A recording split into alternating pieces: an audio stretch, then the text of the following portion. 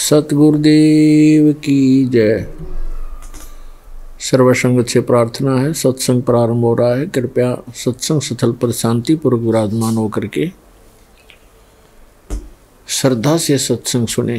परमेश्वर की प्यारी आत्माओं से पुनर्निवेदन है, सत्संग प्रारंभ हो रहा है। कृपया सत्संग स्थल पर शांतिपूर्वक विराजमान होकर के श्रद्धा से सत्संग सुने। सत साहिब।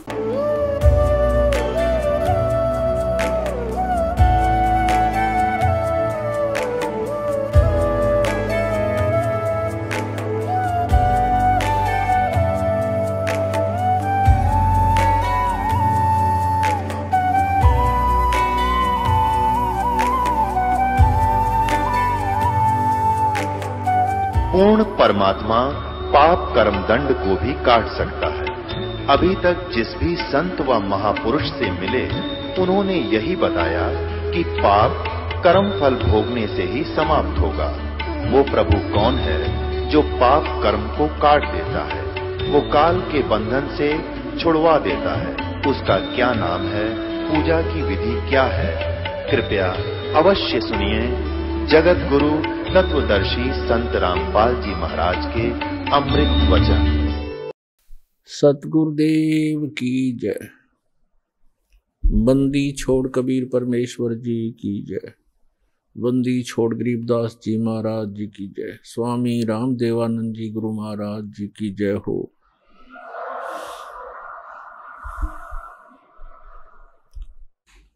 गरीब नमो नमो सतपुरुष को नमस्कार गुरु के नहीं।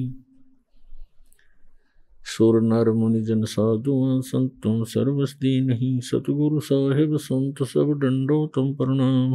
आगे पीछे मध हुए तिनको जा कुर्बान। निराकार निर्विषम काल जाल भय भंजनम। निर्लेपम निज निर्गुणम अकल अनुबेशम दुनम। सोहम सुरति समाप्तम सकल समाना निर्तल। उज्ज्वल हिरंबर हरदमं बेपरवा अथाह वार पार निमद्यतम। ग्रीव जो सुमर सिद्ध होई गणनायक गलता ना करो अनुग्रह सोई पारस पद परवाना।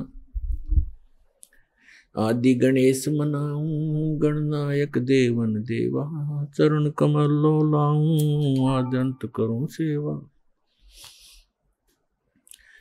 परम शक्ति संगीतम रिद्धि सिद्धिदाता सोई। अवगत गुण अतीतम सत्य पुरुष निर्मोही। जगदम्बा जगदीशम मंगल रूप मुरारी।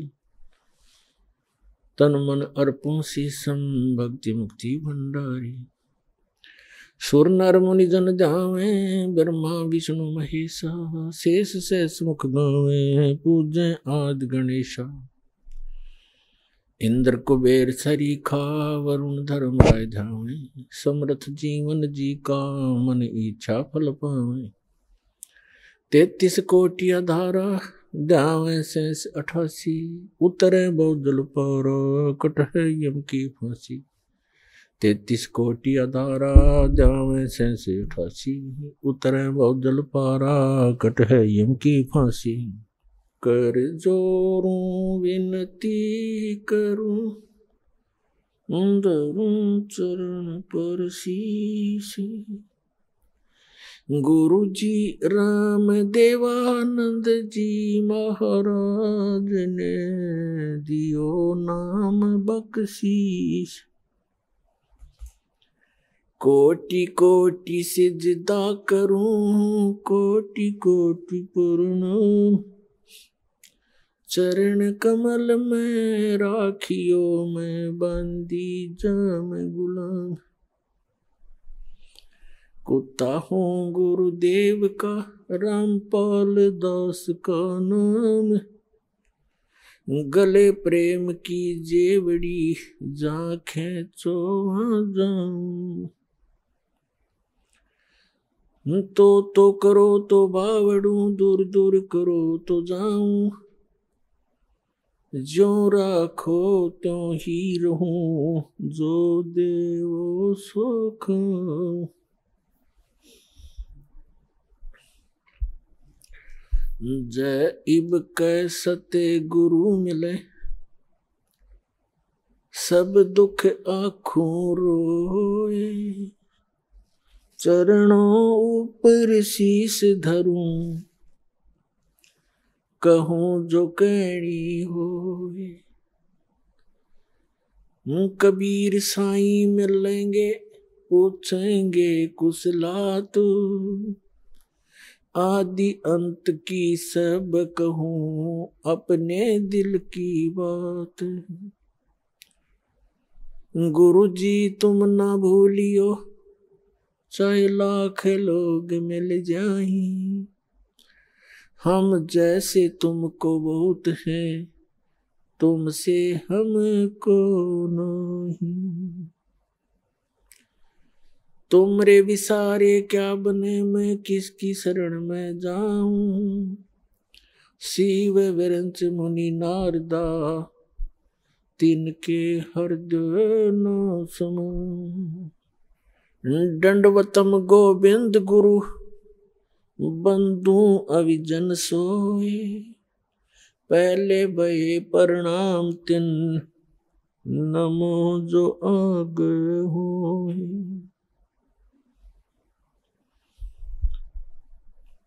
परमपिता परमात्मा पूर्ण ब्रह्म सारी सृष्टि के रचनहार कबीर परमेश्वर जी की असीम रजा से आप सभी पुण्यात्माएं सत्संग श्रवण करने के लिए उपस्थित हुए। धन्य है आपके माता पिता जिनसे जन्म हुआ, और धन्य है आपका जन्म जो ऐसे समय में आपको मानव शरीर मिला। मानव शरीर प्राप्त करके प्राणी क्या करता है, उसे करना क्या चाहिए, मनुष्य जीवन का मूल उद्देश्य क्या है, इसका ज्ञान सत्संग से होता है। बहुत ही पुण्यकर्मी प्राणी को मानव शरीर प्राप्त होता है। उससे भी पुण्यकर्मी प्राणी वो है जिसके अंदर सत्संग परमात्मा की चाह है, प्रेरणा है, जिस कारण से वो कहीं ना कहीं भटक रहा है, कोई ना कोई भक्ति विधि अपनाए हुए है। और उन सब से उत्तम वो प्राणी है जिसके अंदर भक्ति की प्रेरणा है और उसको सतगुरु मिल जाता है मानव शरीर के अंदर। तो पुण्यात्मा, आप उन पुण्यकर्मी प्राणियों में से हो। उन best, good, better, best 3 quality होती है। आप उस बेस्ट क्वालिटी की पुण्यात्मा हो जो आपको ऐसे समय में मानव शरीर मिला। इस भक्ति काल में, मोक्ष काल के अंदर, मोक्ष समय है ये, मुक्त होने का ये गोल्डन चांस इसी समय होता है कलयुग के अंदर ही, और वो ये है बीचली पीढ़ी। और अब जिसको ये मानव शरीर प्राप्त है, आप बहुत ही पुण्यकर्मी प्राणी हो। आप युगों युगों से परमात्मा के चरणों में रहे हो, लेकिन आप गलती कर गए, यहां से निकल नहीं पाए। आपके पास इस भक्ति समय में की हुई भक्ति साधना की जो पूंजी थी, जो आपकी भक्ति धन था आपका, वो बहुत घना था, जिस कारण से आप न जाने कितने युगों तक फिर सिलप गए। जो पुण्यात्माएं इस मोक्ष काल में पार नहीं हो पाएंगी, उनके पास भक्ति धन तो बहुत हो जाएगा, क्योंकि ये सत साधना ऐसी है, इसकी भक्ति से, इसकी साधना से भक्ति धन बहुत हो जाता है। और यदि पार नहीं हुआ और फिर वही रह गया, तो फिर उसको लुटेरे लूट लेते हैं। ये काल एक लुटेरा है जिसके लोक में आप रह रहे हो। ये 1 नंबर का ठग है, बटवारा कहा है संतों ने इसको, जो सुनियोजित तरीके से आपके भक्ति धन का नाश करवाता है।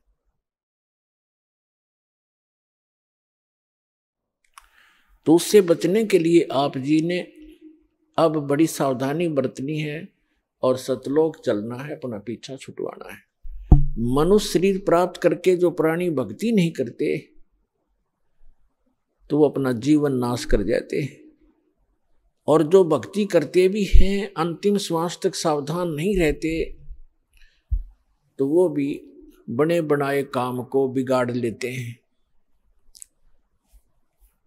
भक्त को अंतिम श्वास तक साधना करनी पड़ेगी, मर्यादा में रहना पड़ेगा। जैसे खेल के खिलाड़ी होते हैं,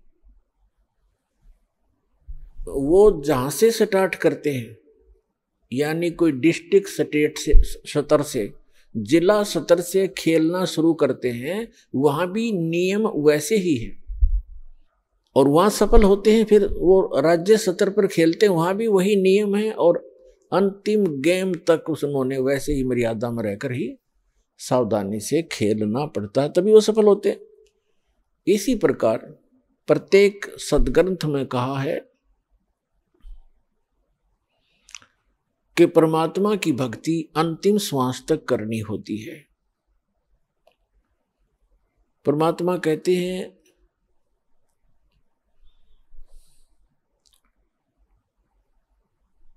राम नाम रटते रहो जब तक घट में प्राण, कभू तो दीन दयाल के बनक पड़ेगी कान। ये सूक्ष्म वेद की वाणी है जो परमात्मा अपने मुख कमल से स्वयं ही आकर के बोला करते हैं यथार्थ ज्ञान। इसी का समर्थन दिया है यजुर्वेद अध्याय नंबर 40 के मंत्र नंबर 15 ने। उसमें कहा है कि वायु अनिलम अथ इदम भस्मांतम शरीरम, ओम कर्तो समर किलबे समर और कर्तुम समर। अंतिम श्वास तक इस जीवन का, इस शरीर के नष्ट होने तक इस ओम नाम का जाप काम करते करते करो, सिमरण करो, विशेष कसक के साथ यानी श्रद्धा के साथ, एक विशेष आस्था के साथ इसका सिमरण करो, और मनुष्य जीवन का मुख्य कार्य समझकर इसका सिमरण करो। तब आप शरीर छोड़कर जाओगे तब तक इसका सिमरण करते रहोगे। इस ओम नाम से जितना भी अमरत्व आपको प्राप्त होगा वो इस मंत्र से हो जाएगा। फिर ये तो है ब्रह्म तक की साधना। अब चाहे आप ब्रह्म की साधना करो और चाहे आप किसी परब्रह्म की साधना करो या परम अक्षर ब्रह्म की साधना करो, उनके लिए एक जैसे ही नियम होते हैं। श्रीमद् भगवद गीता में लिखा है 8वें अध्याय के 13वें श्लोक में गीता ज्ञानदाता कहता है कि मेरा सुमरण जो है, मेरी भक्ति, ओम इति एकाक्षरम ब्रह्म व्यवहारण माम अनुसमरण यह परियाति तजन देहम सयाति परमाम गतिम। मुझ ब्रह्म का केवल एक अक्षर ओम मंत्र है और कोई नहीं, नथिंग एल्स। इति बस यही फाइनल है।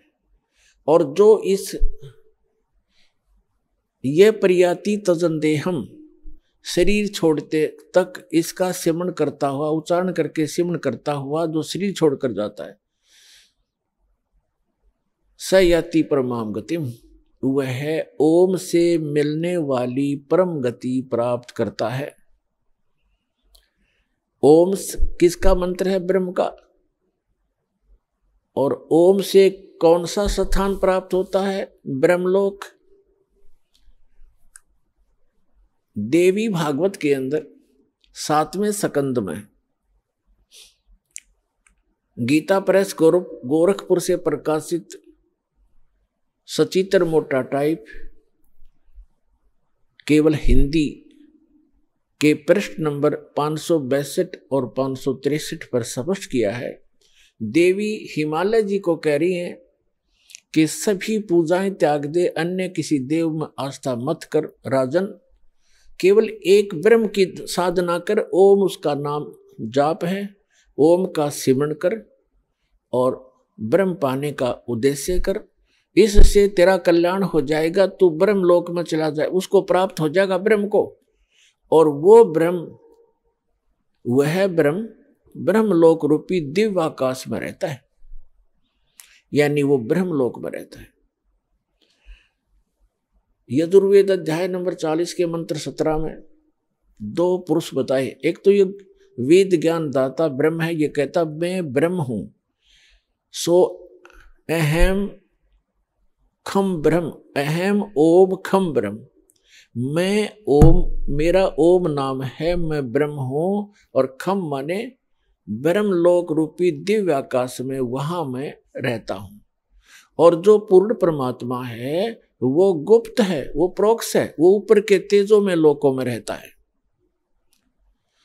यजुर्वेद अध्याय नंबर 40 के मंत्र नंबर 10 से 13 तक स्पष्ट कर दिया है कि परमात्मा की यथार्थ जानकारी, परमात्मा कैसा है, वो जन्म लेता है नहीं लेता है, साकार है या निराकार है, उसके विषय में तत्वदर्शी संत बताते हैं। धीराणाम, उनसे सुनो, तत्वदर्शी संत वो बताएंगे वास्तविक ज्ञान, उनसे सुनो। और विद्वान और अविद्वान की पहचान भी वो संत बताएंगे। फिर श्री मद् भगवत गीता अध्याय नंबर 4 के श्लोक नंबर 32 में वर्णन किया है कि यज्ञों की विशेष विस्तृत जानकारी सच्चिदानंद घन ब्रह्म के मुख से बोली हुई अमर वाणी कबीर वाणी के अंदर विस्तार के साथ कहा गया है। वो तत्व ज्ञान है, उसको समझने के बाद प्राणी फिर पूर्ण रूप से सब कर्मों से मुक्त हो जाता है। चौथे अध्याय के 34वें श्लोक में गीता जी में कहा है, उस तत्व ज्ञान को तत्वदर्शी संतों के पास जाकर समझ। वो तत्वदर्शी संत तुझे उस तत्व ज्ञान का उपदेश करेंगे। इसे से दे के गीता ज्ञान दाता तो उस परम अक्षर ब्रह्म की, उस सच्चिदानंद घन ब्रह्म की जानकारी भी नहीं रखता, उसके पाने की विधि उसके पास नहीं है। उसके लिए परमेश्वर स्वयं आते हैं, अपना अमृत ज्ञान आपके लिए यहाँ भरकर चले जाते हैं अपनी अमृत वाणी में, फिर अपने गवाह बनाते हैं प्रत्येक युग में। अब कलयुग में जो उन्होंने अपने साक्षी बनाए हैं, आदरणीय धर्मदास साहिब जी बांधवगढ़ वाले, उनको परमात्मा मथुरा में मिले, जहाँ पर वो अपने हिंदू धर्म के गुरुओं द्वारा बताई हुई साधनाओं के आधार से तीर्थ यात्रा पर निकला हुआ था। उनको ज्ञान दिया, सच्चाई से परिचित कराया। उसके बाद वो प्यारी आत्मा परमात्मा के चरणों में पड़ के बुरी तरह रोई। फिर उसको परमात्मा सतलोक लेकर गए, जहाँ से हम आए थे, और जो वो सुखमय स्थान है जहाँ कभी जरा और मरण नहीं होता, जहाँ वृद्ध अवस्था नहीं है, जहाँ मृत्यु कभी नहीं होती। फिर उनको तीसरे दिन वापस छोड़ा तो वो परमात्मा कबीर साहिब के गवाह बने कि परमात्मा कबीर आप ही परमात्मा हो। क्या बताया है कि आज मोए दर्शन दियो जी कबीर, आज मोए दर्शन दियो जी कबीर, अमर लोक से चलकर आए काटन इस काल की जंजीर। अमर लोक से चलकर आए आप सीधे सहसरी जाते हैं। तो पुण्यात्मा उसके पश्चात उन्होंने अपने गवाह बनाए आदरणीय स्वामी रामानंद जी काशी वाले, उनको सचखंड लेकर गए। वो योगी पुरुष अपने आप में योगी पाक रहे थे, चारों वेदों और गीता पुराण आदि के वह ब्रह्मज्ञ ज्ञाता प्रसिद्ध हो रहे थे। जब परमात्मा ने बताया कि स्वामी जी 4 वेद और पुराण 18, ये एक उजड़ जेरा है, तत्व ज्ञान परम साहेब का वो तो ज्ञान उचेरा है। रामानंद जी वेदों पर गर्व करते थे, पुराणों और गीता पर गर्व करते थे कि इस कंप्लीट स्पिरिचुअल नॉलेज है, संपूर्ण अध्यात्म ज्ञान है। परमात्मा ने कहा कि ये तो एक उज्जड़ झेरा है, 4 वेद और पुराण 18, ये एक उज्जड़ झेरा है, इससे निकल नहीं सकते इस साधना से, ये इनकम्प्लीट है। फिर रामानंद जी के भ्रम को निवारण करने के लिए सचखंड लेकर गए। वहां देखा अपना वास्तविक स्थान और परमात्मा बैठे सिंहासन पर, राजा के समान सिर पर मुकुट समेत छत्र और राजा की तरह अनंत कोट ब्रह्मांड के संचालक के सिंहासन पर विराजमान प्रभु को देखा उस 5 वर्ष के बालक के रूप में, और फिर अपना वास्तविक रूप बनाया, फिर बालक रूप धारण किया, फिर उस महापुरुष को वापस छोड़ दिया। तब स्वामी रामानंद जी ने कहा था कि दोहु ठोर है एक तू, दोहु ठोर, वहां भी आप हो यहां भी आप हो। दोहु ठोर है एक तू, भया एक से दो, और गरीब दास हम कारणे आए हो मगजो। तुम साहेब तुम संत हो, तुम सतगुरु तुम हंस, गरीब दास आपके रूप बिना और न दूजा अंश। मैं भक्त, पहले तो विद्वान पाक रहे थे, मैं ऋषि को आवे थे स्वामी रामानंद पंडित जी।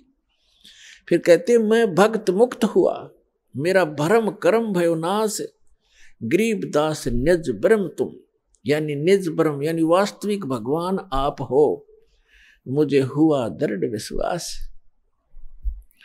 तुम स्वामी मैं बाल बुद्धि, बरम करम भयो नासु, गरीब दास निज ब्रह्म तुम हो गया दृढ़ विश्वास। तो पुण्यात्माओं, ये दूसरे गवाह उस कबीर भगवान के। तीसरे आदरणीय मुल्कदास साहिब जी, आदरणीय मुल्कदास साहिब जी को परमात्मा मिले। कहते 100 छल छिद्र मैं करूं अपने जन के काज, और अरण्यक सपू जो मार जो मैं नरसिंह धर लूं साज। एक समय परमेश्वर कबीर जी इस धरातल पर आए हुए थे। जैसे ये क्या करते हैं परमात्मा, कई प्रकार से लीला करते हैं। ये तीन सतिथि में रह करके अपने सभी ब्रह्मांडों को चलाते हैं, सब जीवों की संभाल करते हैं। एक सतिथि में ये सतलोक में रहते हैं अपने ओरिजिन, अपने ही अन्य रूप में, और दूसरी सतिथि में वो क्या करते हैं, प्रत्येक युग में एक बालक रूप धारण करके और किसी सरोवर में कमल के फूल के ऊपर आकर विराजमान होते हैं, जिस कारण से वो नारायण कहलाते हैं।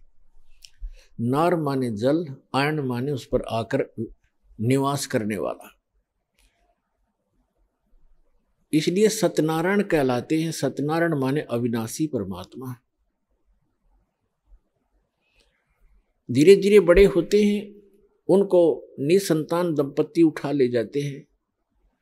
वहाँ लीला में तरीके से बालक की तरह बिल्कुल एक जनसाधारण की भूमिका करते हैं।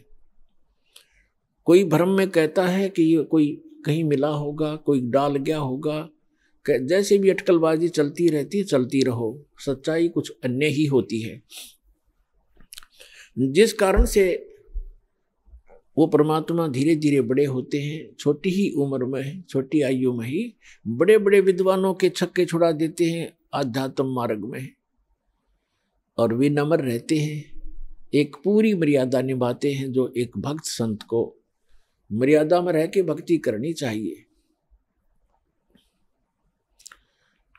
तो वो परमात्मा तीसरी सतिथि में वो क्या करते हैं, जब चाहे कहीं भी प्रकट हो जाते हैं और अपनी अच्छी आत्माओं को मिलते हैं, एक जिंदा महात्मा के रूप में, एक साधु संत के रूप में आते हैं।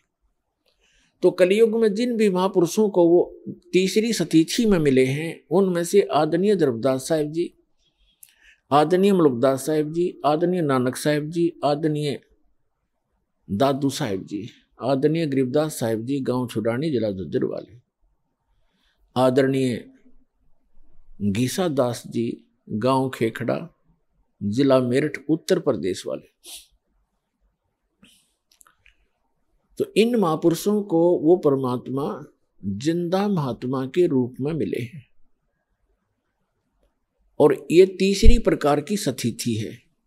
इन सभी महापुरुषों को परमात्मा सचखंड लेकर गए, फिर उनको वापस छोड़ा।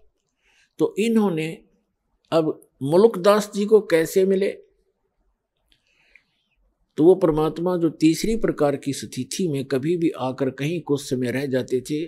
पहले पुराने समय में क्या होता था, हम बहुत बार सुना करते थे कि एक गांव में एक संत आया था और 1 महीना रुका था। उसने अपना कोई नाम गाम नहीं बताया था और बहुत से लोगों को चमत्कार किए थे। वो अचानक फिर गायब हो गए, चले गए थे, पाए नहीं थे। तो ऐसे वो परमात्मा आए हुए थे और मलुक राम नाम था उनका, चौधरी मलुक राम अरोड़ा। एक अच्छे किसान थे, बड़े खेतीहर थे, वो अरोड़ा जाति में थे और गांव के नंबरदार थे। गांव में उनकी बहुत अच्छी खासी जो महिमा थी। परमात्मा के लिए विशेषकर गरीब व्यक्ति ही ज्यादा प्रयत्न किया करते हैं और परमात्मा कहते हैं कि ऊंचे कुल में भक्ति ना होवे, नीचा ही कुल दीजे। और ऊंचे कुल में दुर्योधन रावण और नीचे कुल में गणका, और गणका भिलनी पार उतरगी, गर्व करियो ना धन का। तो गरीब जो होगा या कोई दुख किसी को होगा, वो उसके लिए वरदान होता है, परमात्मा के लिए तड़पते रहते हैं और उस तरफ में वो कहीं ना कहीं परमात्मा उन पे दया कर ही देते हैं। और जो अमीर या अच्छे अधिकारी होते हैं वो कोई विशेष आत्मा ही होती हैं जो भगवान से जल्दी जुड़ते हैं। अपनी परंपरागत साधनाएं तो वो कितने ही करते रहे क्योंकि उनमें प्रेरणा पिछली है, लेकिन विशेष पुण्यात्माएं जो होती है वो ही सुख में भगवान की शरण में आती हैं क्योंकि उनके पिछले संस्कार ज्यादा अच्छे होते हैं। तो गरीब व्यक्तियों के घर में परमात्मा एक गांव में गए, उनके शिष्य थे। जब वो तीसरी स्थिति में साधु संत रूप में प्रकट थे तो भक्त परमात्मा जब गुरुजी आते हैं, गुरुजी के सत्कार में समर्पित हो जाते हैं। परमेश्वर एक के घर सत्संग करने गए, अगले दिन श्याम ने दूसरे ने प्रार्थना की, भगवान कल हमारे घर करना। सत्संग भी करते थे, वहाँ उनका भोजन पाते थे। तो सब ने चेष्टा हुई, सबके अंदर प्रेरणा बनी कि हमारे घर भी गुरु जी आए, हम भी सेवा करें अपने गुरुदेव की। ऐसे करते इस प्रकार परमात्मा ने पहले दिन एक के घर सत्संग किया, वहाँ भोजन प्राप्त किया। अगले दिन दूसरे के, दूसरे तीसरे दिन तीसरे के। तो भक्त जब गुरुजी जाते हैं तो अच्छा भोजन बनाते हैं, अच्छा हलवा देसी घी का लगावें, वो डालें, उसके अंदर पानी महक जा पड़ोसियों तक। तो एक और परमात्मा के यथार्थ ज्ञान का विरोध शुरू से ही रहा है। गांव में विरोधी भी होते हैं क्योंकि परमात्मा तो एक सत साधना बताने की चेष्टा करते हैं। उस समय भ्रमित समाज वो साधनाएं कर रहा होता है जो उनको कोई सुख नहीं दे सकता, और परमात्मा चाहते हैं कि सभी मेरे बच्चे सत्साधना करें और मेरे पास पहुंच जाएं वापस, इनको फिर से वहां सुखी कर दूं। तो हम काल के द्वारा भ्रमित अपने ही भगवान के विरोधी बन जाते हैं। कुछ एक पड़ोसियों ने जाकर के उस नंबरदार मुल्क राम चौधरी अरोड़ा जी से कहा, जी गांव में एक ठग आया हुआ है और गरीब व्यक्तियों को लूट रहा है, रो अच्छे माल खाता है, बढ़िया हलवा बनाते हैं, खीर बनाते हैं और चलते समय पूजा लेकर जाता है और ये करेगा बिगाड़। वहां रात को सत्संग करते हैं, बहन बेटियां भी जाती हैं और कोई गड़बड़ होगी गांव में, अब देख लो, संभल जाओ, उसको निकाल दो यहां से। अब पुण्यात्मा होते हैं, उस मुल्क राम जी के मन में ये आया कि भाई साधु संतों के साथ खसना नहीं चाहिए, प्यार से ही देखूंगा मैं वास्तविकता क्या है, फिर मैं कोई बात करूंगा। तो मुल्कदास जी ने फिर सावधानी बरती, जिधर सत्संग से उस साइड से गलियों से निकलकर खेतों में जाने लगा तो क्या देखा कि तीसरे दिन किसी के घर में छौंक लगा और फिर हलवे का बनाने का समय हो गया। वो निकल कर जा रहा था, उसने आई महक कि भी हलवा तो बना रखा है। अगले दिन वो तीसरे के घर में, चौथे के घर में, तो मलुकदास ने सोचा भी अब बात तो सचमुच है, तो रोज हलवे खावे है, देखते न्यू कौन है कैसा है। तो परमात्मा बैठे थे, ए ठगवाड़ा ठगी देश, उसको पहचान ले तो फिर हम पारे हो जाएं। हम पहचान ही नहीं पाते उस परम पिता को, हम अपनी अटकलों से उसकी डेफिनेशन बनाए बैठे हैं। अब मलुकदास ने जाकर देखा, एक सिंपल सा आदमी बैठा है, दाढ़ी मूछ बड़ी हुई है, सफेद से कपड़े पहना है, गले में माला डाली है, जैसे एक साधु संत सा दिख है। मलुकदास ने कहा कि ए भक्त, आप ये क्या कर रहे हो? आज तीसरा दिन हो गया मुझे देखते, अच्छे हलवे खाते हो, खीर खाते हो, आप अपना काम करके क्यों नहीं खाते हो? अपनी मेहनत करा करो, मजदूरी करनी चाहिए। अब जैसा भी वो नेक आत्मा था, अपने हिसाब से उसने खूब औपचारिकता से बात तो कई सारी उल्टी पर कही औपचारिकता से। तब परमात्मा ने कहा, देखो भक्त, देखो चौधरी साहब, मुझे तो भगवान बगैर किए ही दे रहा है, खूब खीर खाता हूँ, हलवे खाता हूँ, परमात्मा के गुण गाता हूँ। यदि सभी लोग, सभी संसार भगवान की भक्ति करे जैसे मैं कर रहा हूँ, तो सभी को हलवे रोज ही मिल जाए। आप भी प्राप्त कर सकते हो खीर और हलवे। मुल्कदास को ये बात जची नहीं, क्योंकि हम तो उस घिसी पिटी दंत कथा पर आधारित है कि करके खाना चाहिए, करे बिना तो होए को नहीं, करके तो खाना चाहिए, पर भगवान का गुण भी गाना चाहिए। और थोड़े से करने में बरकत गनी दे दे भगवान फिर। लेकिन उस समय परमात्मा ने उसका वो चाबी लगानी थी, तो वो कहने लगा कि क्या तेरा भगवान मुझे खिला देगा बैठे को? परमात्मा बोले कि आप विश्वास करोगे तो अवश्य खिला देगा। तो मुल्कदास ने कहा कि आज यदि आपके भगवान ने मुझे खाना खिला दिया शाम तक, मैं खाली पेट आया हूं घर से भी, तो मैं आपका चेला बन जाऊंगा, शिष्य। और यदि आपके भगवान ने आज शाम तक मुझे बगैर कुछ किए खाना नहीं खिलाया, तो तुझे मैं अपने खेतों में मजदूर बनाऊंगा। है मंजूर? कबीर साहब बोले मंजूर है मुझे। ठीक है। अब चौधरी साहब चले गए। पहले बड़े वन होते थे, जंगल होते थे, गांव के खेतों से भी थोड़ी दूरी पर जंगल होते थे, चारों तरफ वन। अपने खेतों के दूसरी साइड में चले गए जहां पर कोई देखे नहीं, और जंगल में जाकर एक वृक्ष के ऊपर चढ़ गए, ऊपर जाकर बैठ गया। अब ठीक है, दोपहर के 10-11 बजे सी वहां गडरिए आगे, ये भेड़ बकरी चराने वाले, वो कुछ गाय भी साथ में रखते हैं, गौवें भी, उनका कोई त्योहार था। उन्होंने अपने एक साथी से कहा कि आप यहाँ खीर बना लो। वहीं पर एक कुआं था छोटा सा, ये कुआं है यहाँ पर, इसमें से जल ले और यहाँ खीर बना लो इस वृक्ष के नीचे, उसी वृक्ष के नीचे जिसपे वो चौधरी साहब बैठे थे। और हम जा रहे हैं, पशुओं को चरा लेंगे, फिर हम आ जाएंगे 1-2 घंटे में, 12 बजे से। वो कहने लगा ठीक है। उसने खीर चढ़ा दी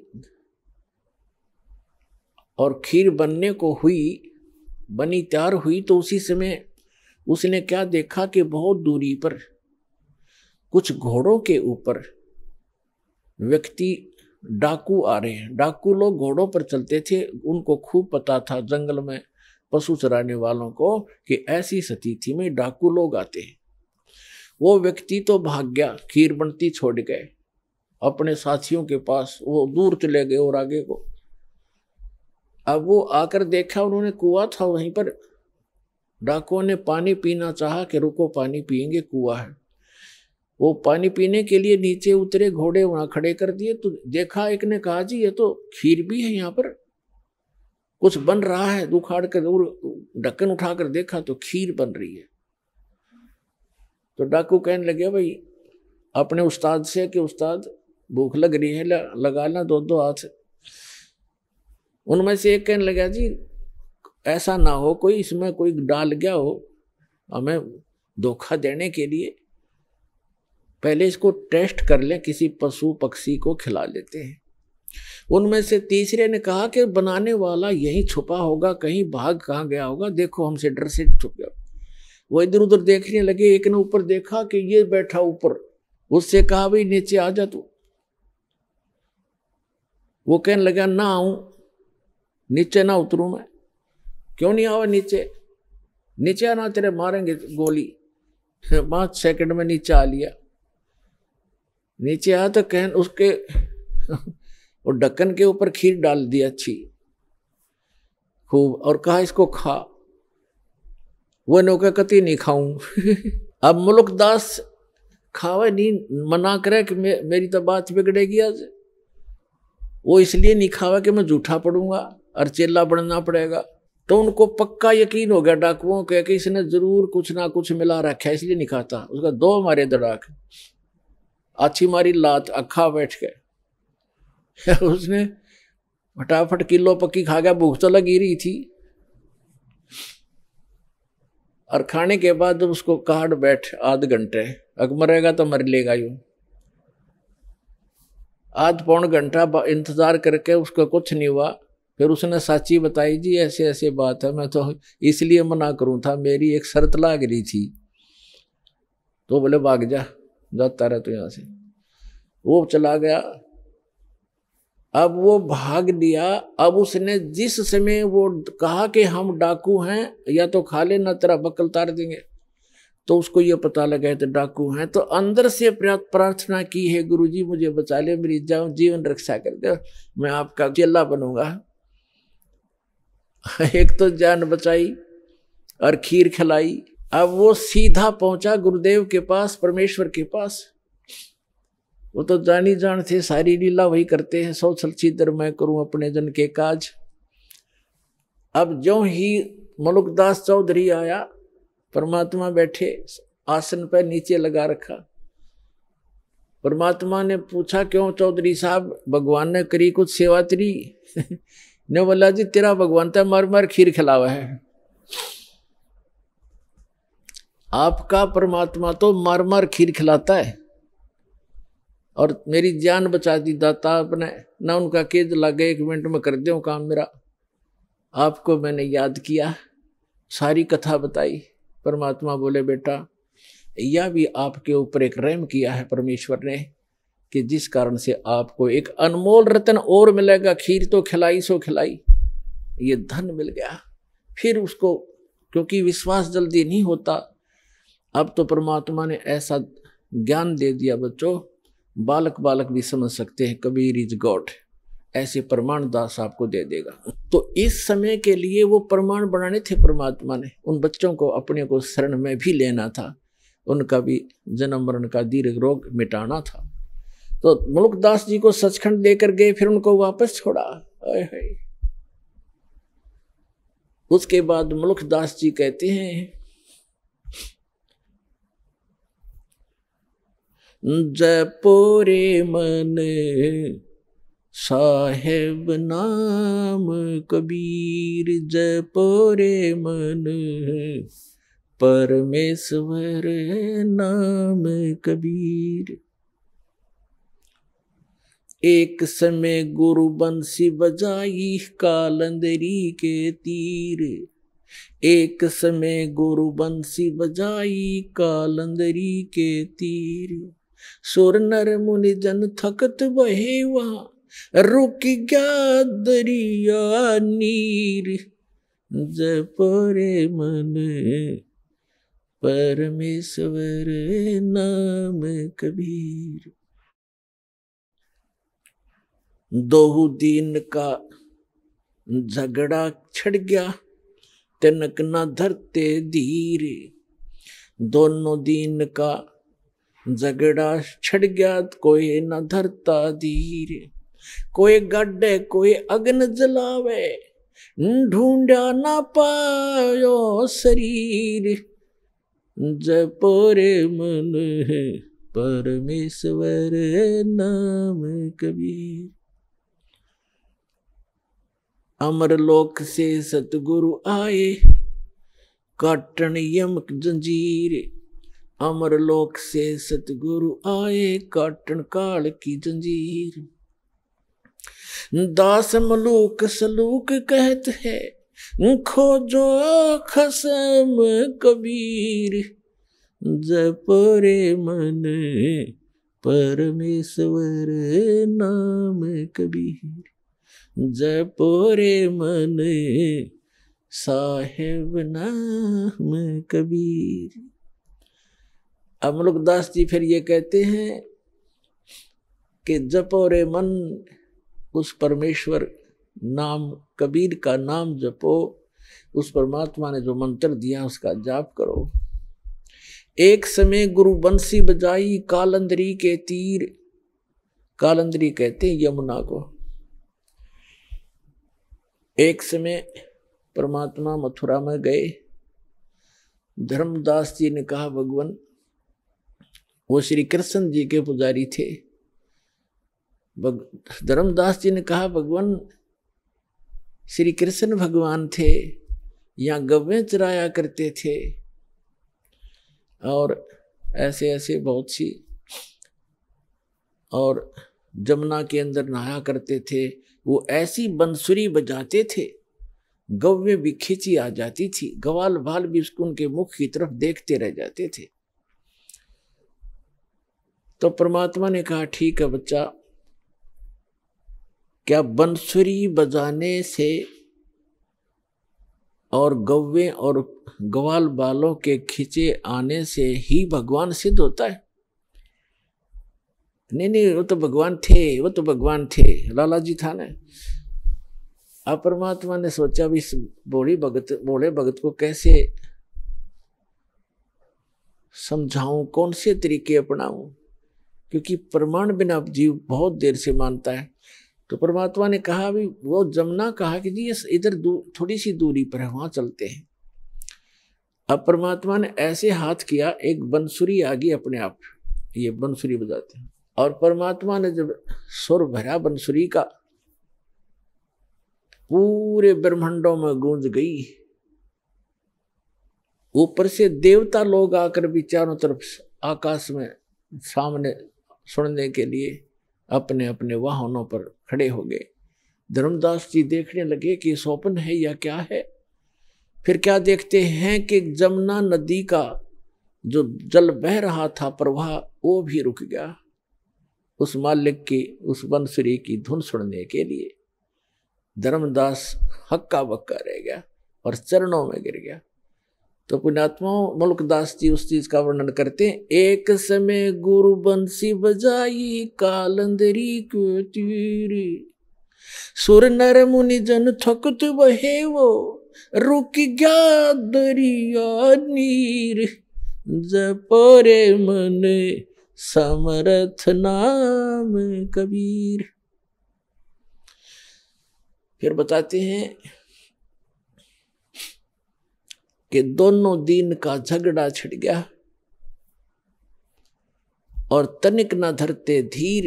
कोई गाड्डे कोई अगन जलावे और ढूंढा ना पाया शरीर। परमात्मा सह शरीर आए थे, तो आपको बहुत बार दास ने प्रकरण सुनाए हैं, बताए हैं। अब वो गए कैसे थे यहां से? सह शरीर आते हैं, सह शरीर जाते हैं। जब परमात्मा बनारस में आए हुए थे, अपनी दूसरे प्रकार की लीला करने के लिए एक बालक रूप में प्रकट हुए थे। नीरू नीमा नाम के निसंतान दंपत्ति उनको उठा ले गए थे। जुलाहा थे, वो मुसलमान जुलाहा थे। वो पहले उसी जन्म के अंदर ब्राह्मण थे, लेकिन मुसलमानों ने उनको मुसलमान बना दिया था, नाम भी चेंज कर दिया था। और कोई साधन ना होने से वो जुल्हा का कार्य करने लगे, जिस कारण से 20-30 वर्ष करते रहे। जुल्हा नाम पक गया, तो धीरे धीरे बड़े हुए थे। तो वहां काशी के अंदर गढ़ था हिंदू धर्म के धर्म प्रचारकों का, और वहीं से सब शिक्षा दूसरे पूरे देश में जाती थी। तो परमात्मा ने उस गढ़ को ही तोड़ना चाहा था, किसी प्रकार इनकी अकल ठिकाने ला दूं, इन ब्राह्मण गुरु मंडलेश्वराचार्य और शंकराचार्यों की, फिर मेरे बच्चे आपस समझ जाएंगे, ये भी तो मेरे ही बच्चे हैं। परमात्मा कहते थे, कबीर जी कहते थे, ये कालवश भ्रमित हैं, मायावश इनकी आंखें बंद हो गई हैं। लेकिन वो तो नहीं माने, फिर भी उनकी जो दंत कथाएं थी उनको परमात्मा ने खंडित किया।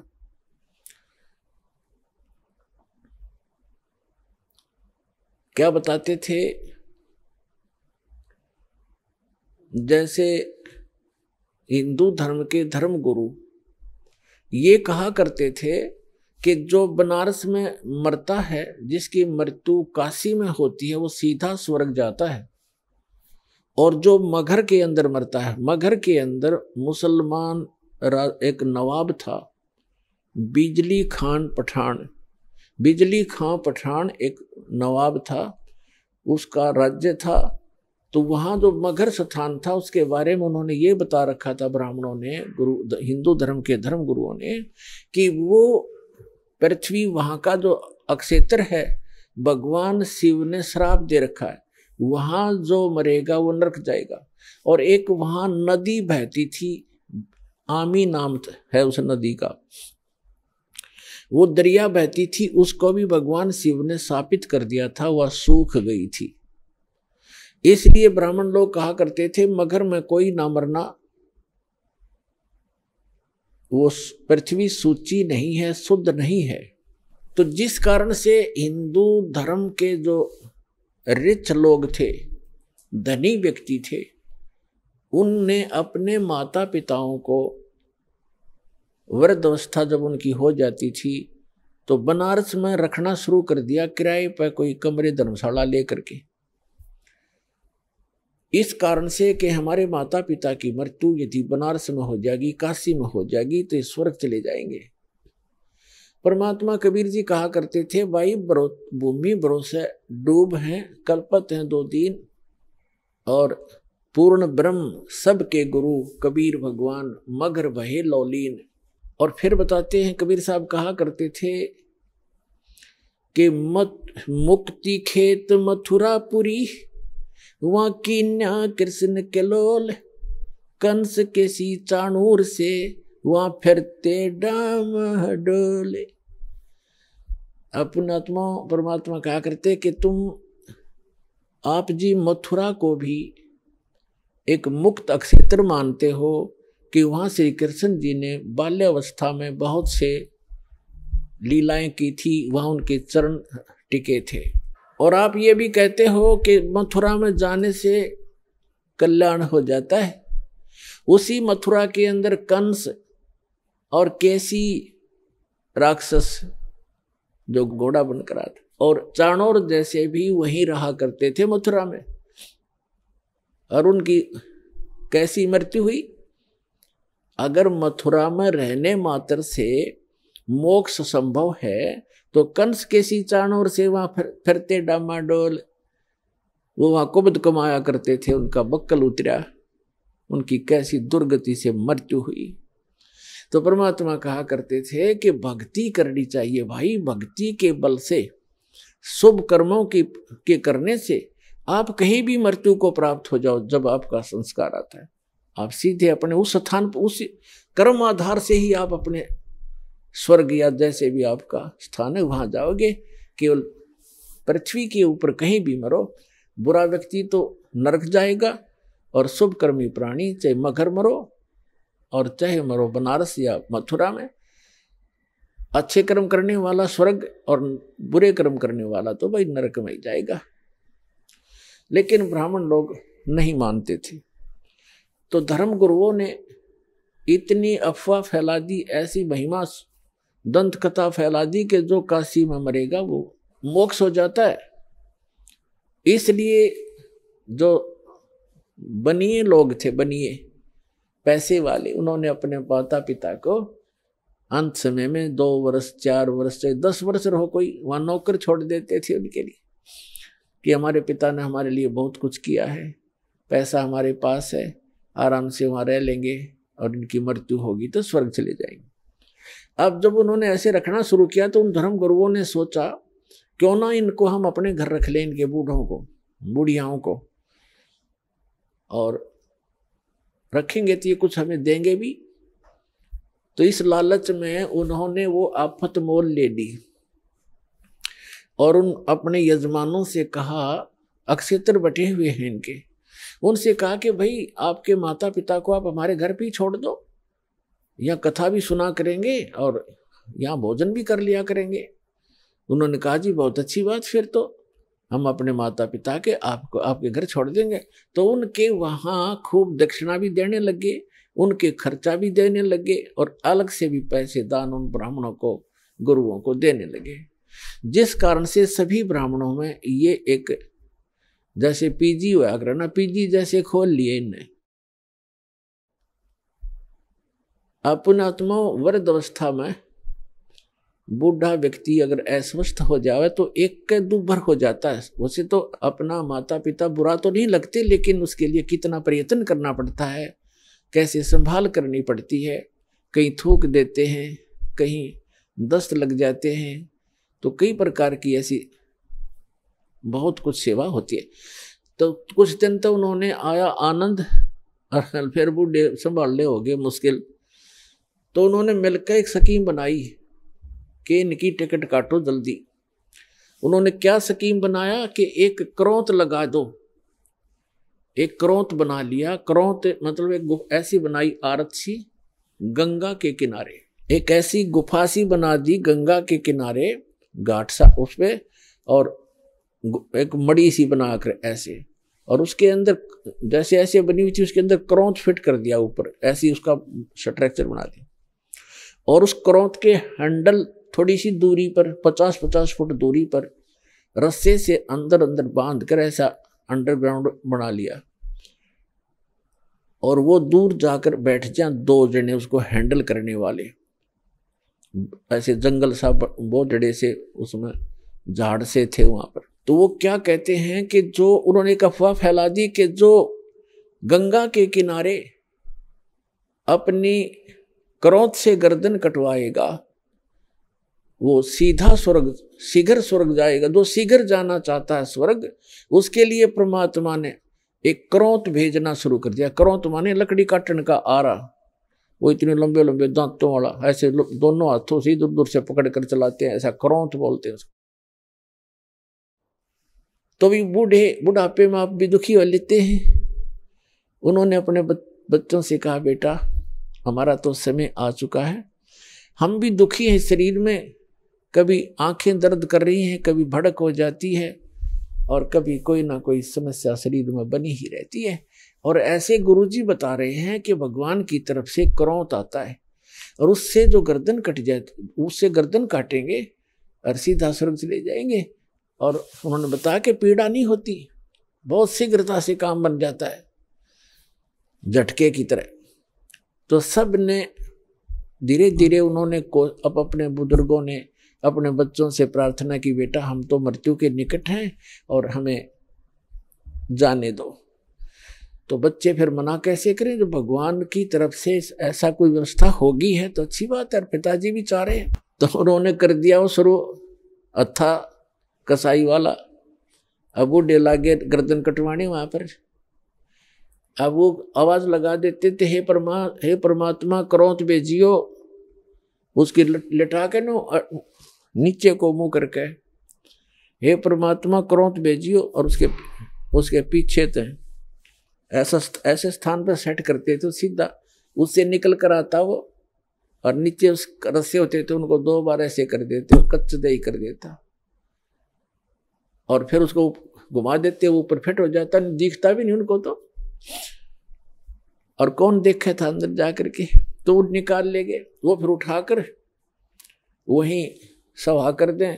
फिर उनकी मृत्यु के उपरांत वो गुरुजी फिर ये करो वो करो, फंड करो, वो न्यारी दक्षिणा, और उसकी विशेष टिकट लगा दी उन्होंने कि 100 रुपये लगते हैं।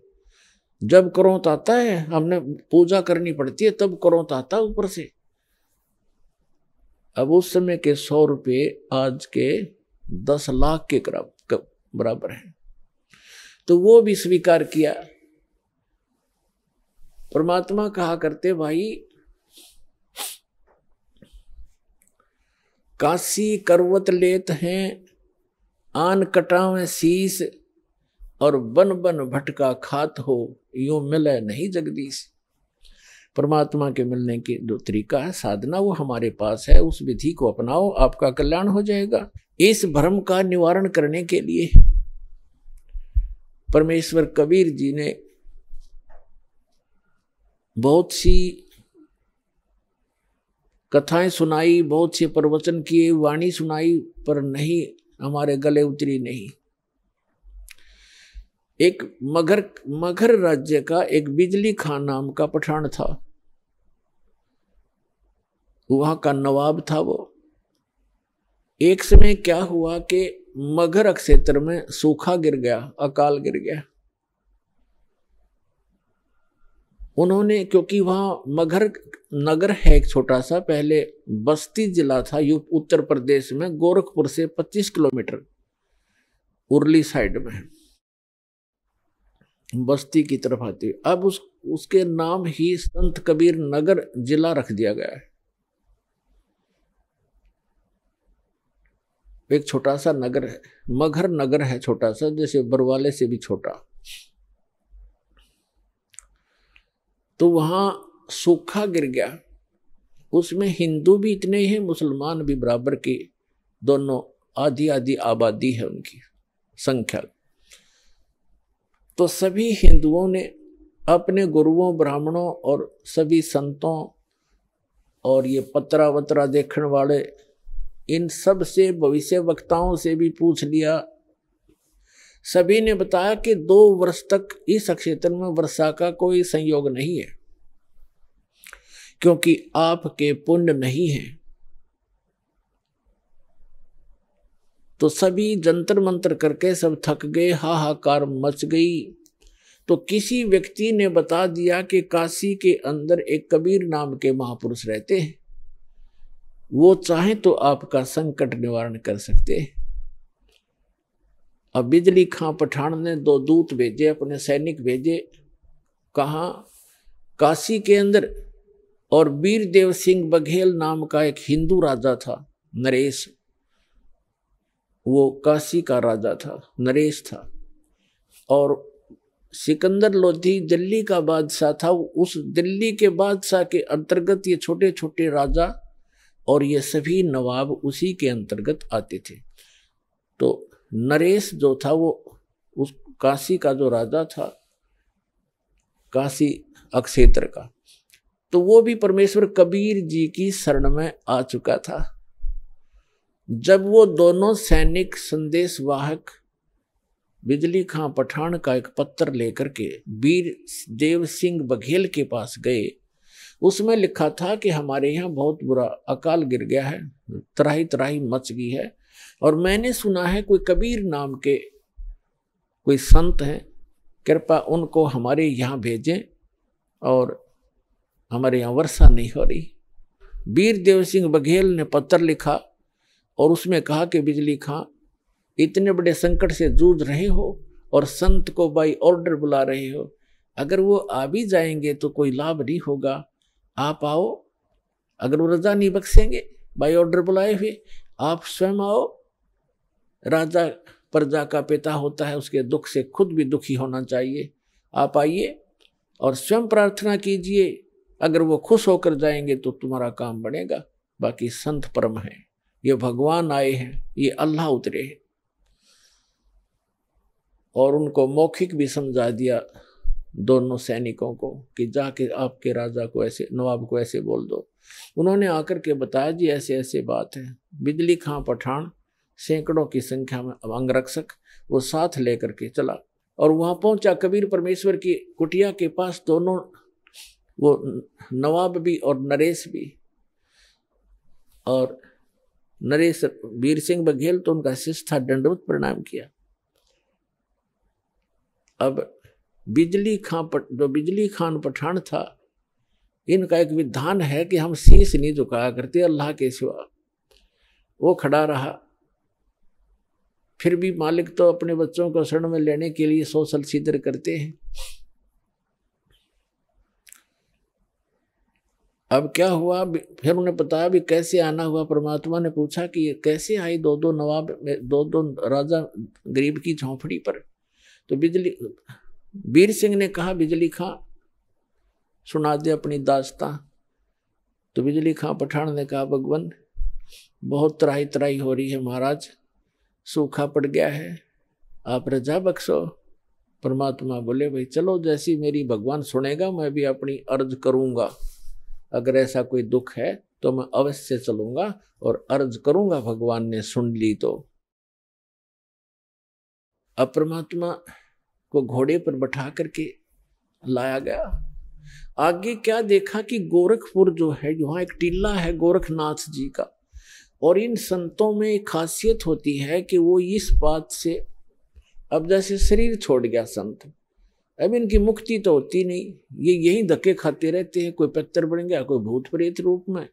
और जो पितर टाइप हो जाते हैं वो शरीर अपना अन्य जो अच्छी कुछ थोड़ी बहुत भक्ति पूर्व जन्म की या वेदों तक की साधना कर लेते हैं, वो कभी भी शरीर में प्रकट हो जाते हैं, दिखाई भी दे जाते हैं और फिर अंतर्ध्यान हो जाते हैं। तो गोरखनाथ ने सोचा अकाल तो ये गिरना ही गिरना है, यदि कोई संत आया और यहाँ आकर के उसने कोई जंतर मंत्र करके कोई थोड़ा बहुत छिड़का छड़का करवा दिया तो तेरी महिमा कम हो जाएगी। अब गोरखनाथ, एक तालाब, एक सूखी तलैया थी, छोटी सी जोड़ी खेतों में होती है, थोड़ा सा पानी आ जाए, वर्षा हो जाए तो उसमें 5-4 महीने का जल उसमें भर जाता है, थोड़ा ही होता है वो क्षेत्र, छोटी तलैया उस सूखी पड़ी थी। उसके किनारे वृक्ष के नीचे अपना वो त्रिशूल गाड़ के बैठा, ऐसे आसन पदम लगा के। परमात्मा ने गोरखनाथ को देखा, अरे साधु महात्मा आए हैं, बिजली खां रोको, घोड़े को रोको। रोका, कबीर साहब नीचे उतरे, प्रणाम किया, प्रणाम नाथ जी। नाथ जी बोले प्रणाम। तो कबीर परमात्मा ने कहा कि बिजली खां, अरे आपके नगर में देखो कितने महापुरुष बैठे हैं, ये जो चाहे सो कर सकते हैं, अर्ज करो इनसे। बिजली खां पठान ने कहा, महाराज जी ऐसे ऐसे बहुत बुरा हाल हो गया, त्राही त्राही मच गई है, और कुछ दया करो, जल की व्यवस्था करो, वर्षा करवाओ। गोरखनाथ जी उठे, त्रिशूल उठाया, उस जोड़ी सूखी तालाब के बीच में जाकर त्रिशूल मारकर ऐसे निकाल दिया। उसमें से एक फुहारा निकला पानी का, और देखते ही देखते वह तलैया पानी की भर गई, वह जोड़ी। और परमात्मा कबीर साहब ने कहा, देखो भाई देखो, कमाल हो गया, अरे देखो ये तो खुद भगवान उतरे हैं, और आपका देखो कैसे इन्होंने पानी पानी कर दिया, वो बन गया काम आपका, देखो। अब बिजली खां पठान ने कहा, महाराज जी ये तो शाम तक का भी पानी नहीं, हमारे पशु भी नहीं छिक सकते, तो अर्ज करो महाराज जी, जब इतना कर सकते हैं नाथ जी तो और भी कर देंगे कृपा।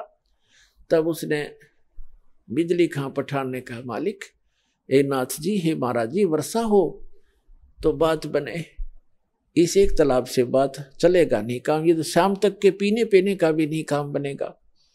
तब नाथ जी कहते हैं कि इस क्षेत्र में 2 वर्ष तक वर्षा होने के कोई योग नहीं है, ये तो मैंने अपने कोटे से तुम्हें ये जल दिया है, इससे आगे मेरे बस की बात नहीं है, और कोई और हो तो खोज लो उसको।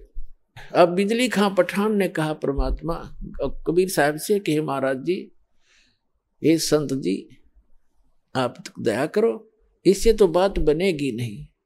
तो जहां गोरखनाथ बैठे थे उससे 100-200 फुट पर, उधर जंगल वन बहुत होते थे, उसमें वृक्ष बहुत होते, 100-200 फुट की दूरी पर एक वृक्ष के नीचे परमात्मा बोले, भाई मैं यहाँ बैठता हूँ और परमात्मा में धुन लगाता हूँ और अर्ज करता हूँ भगवान से, और आप अपने घर जाओ, मेरी अर्ज सुनेंगे तो वर्षा हो ही जाएगी। अब वीर सिंह, वो बिजली खां पठान और सभी जो भी उनके साथ थे अपने नगर की तरफ चल पड़े। मगहर से 1.5 किलोमीटर की दूरी पर वो स्थान है, ये दास उसको देख कर आया है। बहुत से बच्चों के साथ हमारे भक्त भी गए थे, तो वहां बैठ गए। कबीर साहब ऐसे कहते हैं, लाल प्रगट नहीं हुआ करते, ऐसे भोले से बनकर जैसे भगवान से अर्ज कर रहे हैं। धुन लगा रखी है, धुन, भगवान में धुन लगाई, और मुश्किल से वो आधा किलोमीटर गए होंगे बिजली खां पठान और उसके सारे सैनिक से। इतनी जबरदस्त घटा उमड़ कर आई और मूसलधार वर्षा होने लगी।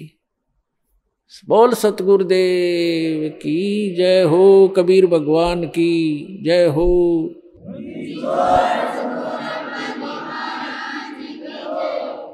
कर दिया सब एक कम एक, सारे तालाब भर दिए, ठाठम ठाठ कर दिए। अब बिजली खां पठान सारा नगर उठ के आ गया।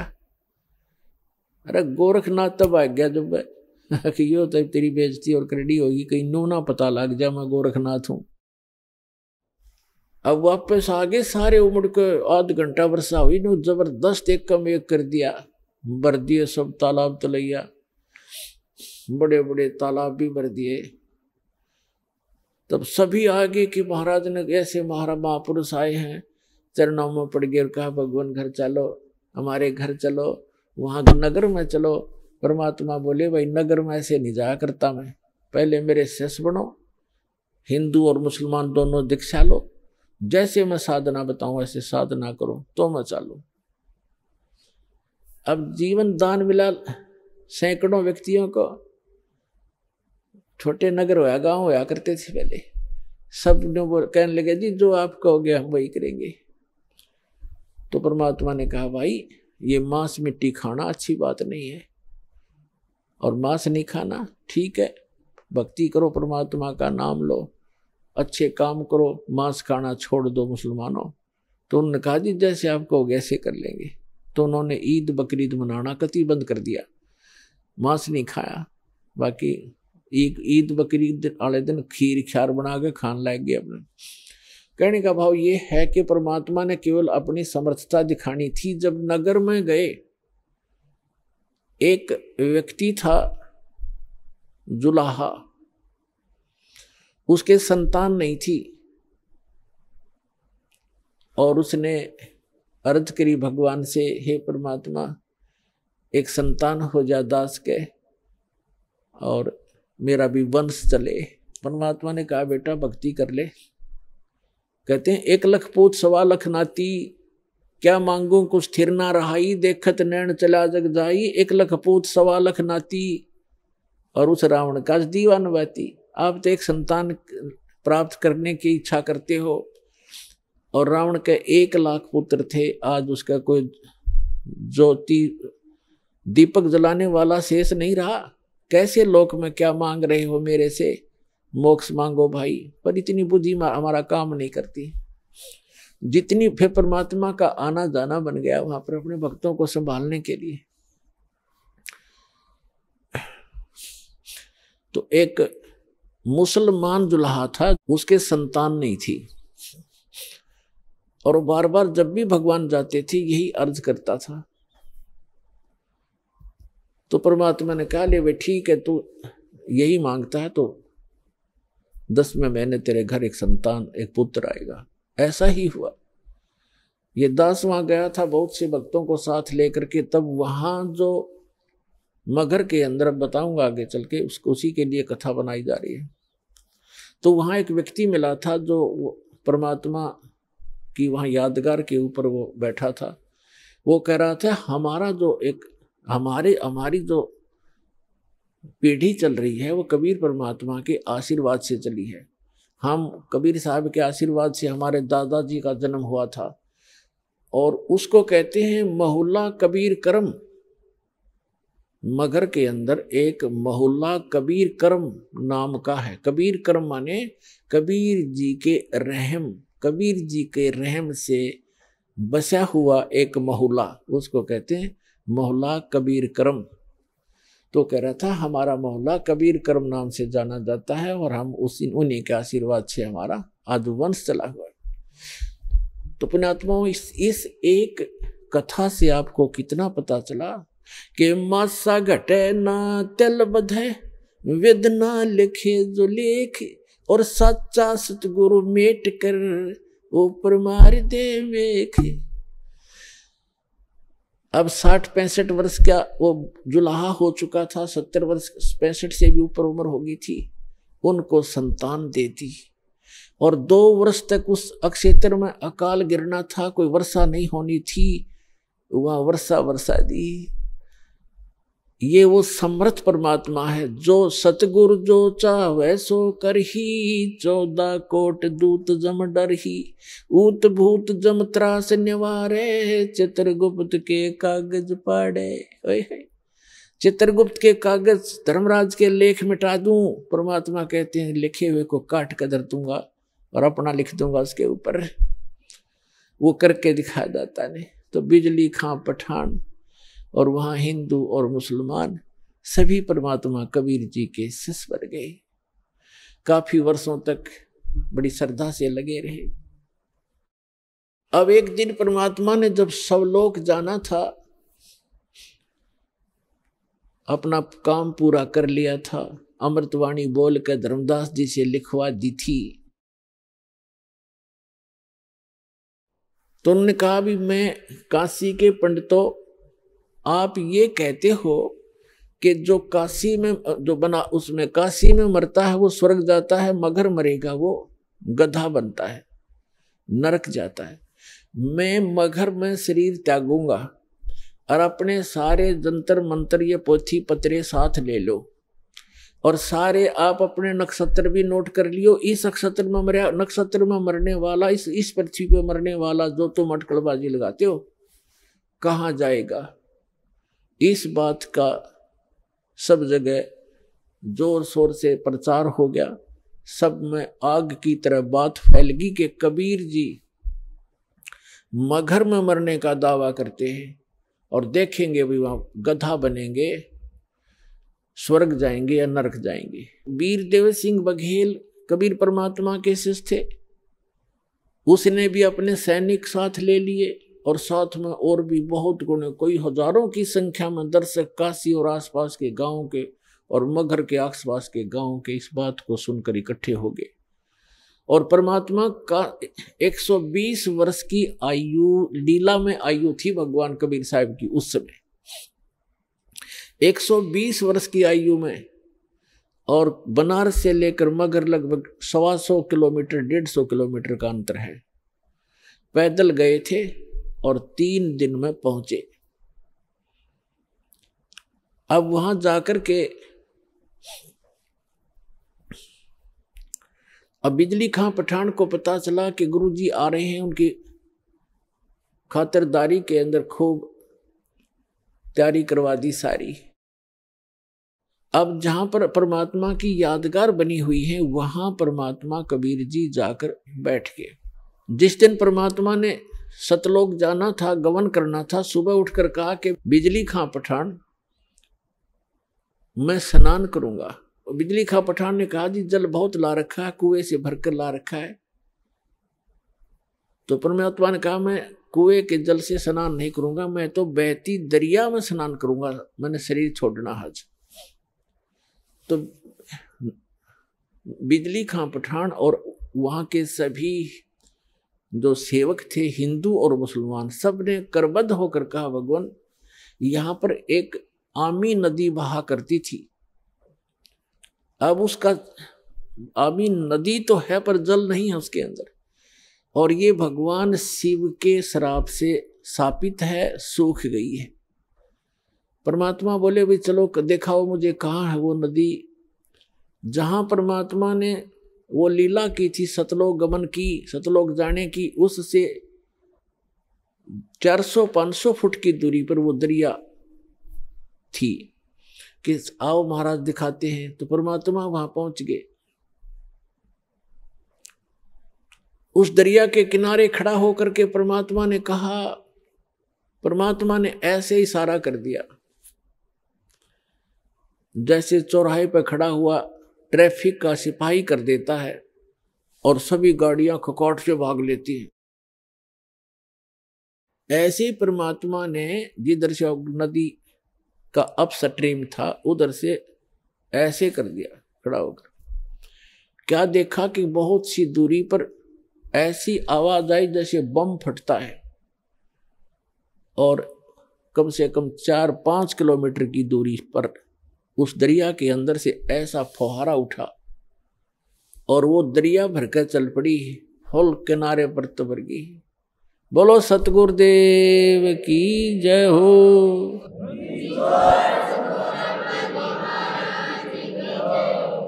और देखते ही देखते हुआ किनारे को चाटने लगी, फुल होगी कतई।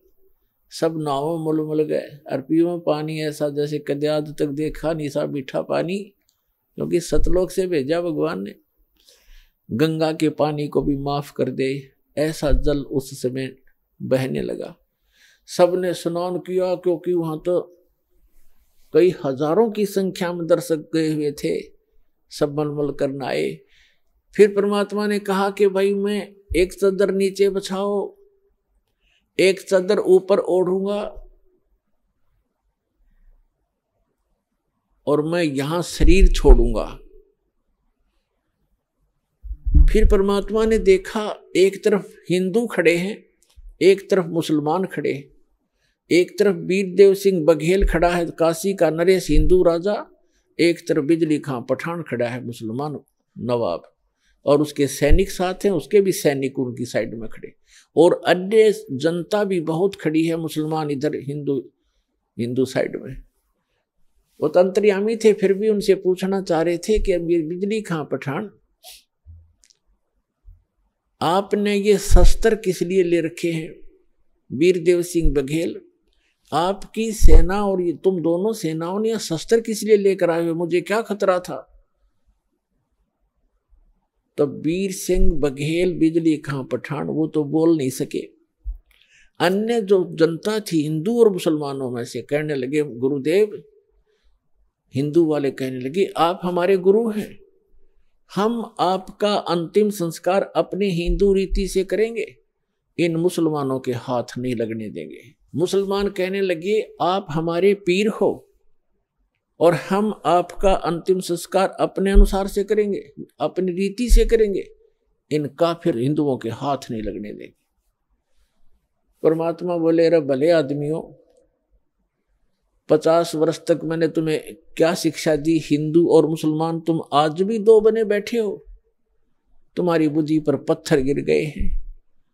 और पुण्यात्माओं, दास जो शब्द बतावेगा, जो भी ज्ञान कहेगा, 100% समझ लेना, बिल्कुल 100% सच समझ लेना। उस समय एक विशेष रूमर थी कि एक ऐसा भयंकर समय आने वाला है कि आपस में ग्रह युद्ध होगा, जनता एक दूसरे को काटेगी, कारण का पता नहीं। ऐसा वो भविष्य वक्ता बताया करते थे। ऐसी अनहोनी होगी, ऐसा जुल्म होगा और कत्लेआम होने की ऐसे लक्षण उनके पत्रों में, उनकी जो भविष्य की किताबों में वर्णन था। और काल तो ये चाहता ही है कि नाश हो जाए, इनका बुरा हाल हो, और मरते समय ऐसे संत के ऐसे हो जाए तो लोग इन्हों कहेंगे ऐसा कलमुआ था, कोड नाश करा गया, क्या एक संत था वो। तब परमात्मा ने कहा, भाई बात सुन जाओ बच्चों, तुमने मेरी सीख पर, मेरी शिक्षा पर अमल नहीं करा, अब तो अपने लालच वश मेरे शिष्य बने रहे, पर मेरी बात सुन लो, मेरा काला मुंह मत करो, मेरी एक अंतिम पुकार सुन लो तुम। मेरा शरीर इस, वैसे तो चदरों के बीच में शरीर नहीं मिलेगा, कोई अन्य वस्तु मिलेगी, उसको आधी आधी बांट लेना, एक चदर हिंदू ले लेना, एक मुसलमान ले लेना, और शरीर मेरा मिले तो आधा आधा काट लेना, ये मेरा आदेश समझ लेना। पर बेटा तुम लड़ियो मत, कुछ भी कर लेना इस मिट्टी को, चाहे तो हिंदू रीति कर लो और चाहे मुसलमान रीति से कर लो, तो मिट्टी हो चुकी है, जीव जा चुका होता है। तुम कुछ आंखें खोलो तो तब तो वो शांत हो गए, कोई बात ना, एक बार शरीर छोड़ने दो, फिर देखेंगे। उनका इरादा वो यही था कि छिन्नम चपटा करेंगे, लट्ठम लट्ठा करेंगे, छीनेंगे, पूरा सब लेंगे, आधा आधा थोड़ा काटा जाता गुरु जी को। वो तो अंतर्यामी थे, जान गए। तो नीचे एक चादर बिछाई, भक्तों ने श्रद्धा से नीचे 2-2 इंच फूल बिछा दिए, सुगंधित फूल 2-2 इंच, गुरुजी लेटेंगे, और ऊपर से दाता ने एक चादर ओढ़ ली। 2 मिनट के बाद परमात्मा ने आकाशवाणी ऊपर से कहा कि ए पंडितों, ए भविष्य वक्ताओं, अब अपना जंतर मंत्र लगाओ, मैं कहाँ जा रहा हूं। और कहा परमात्मा ने कि उठा दो पर्दा, इसमें नहीं मिलेगा मुर्दा, क्योंकि हम अविनाशी हैं। जब ऊपर उन्होंने देखा कि भगवान तो वो जा रहे हैं, वो जा रहे हैं, और चादर उठाई तो सब के आकार के सुगंधित फूल मिले, परमात्मा का शरीर नहीं मिला, वो तो सह शरीर सतलोक चले। बोलो सतगुरुदेव की जय हो।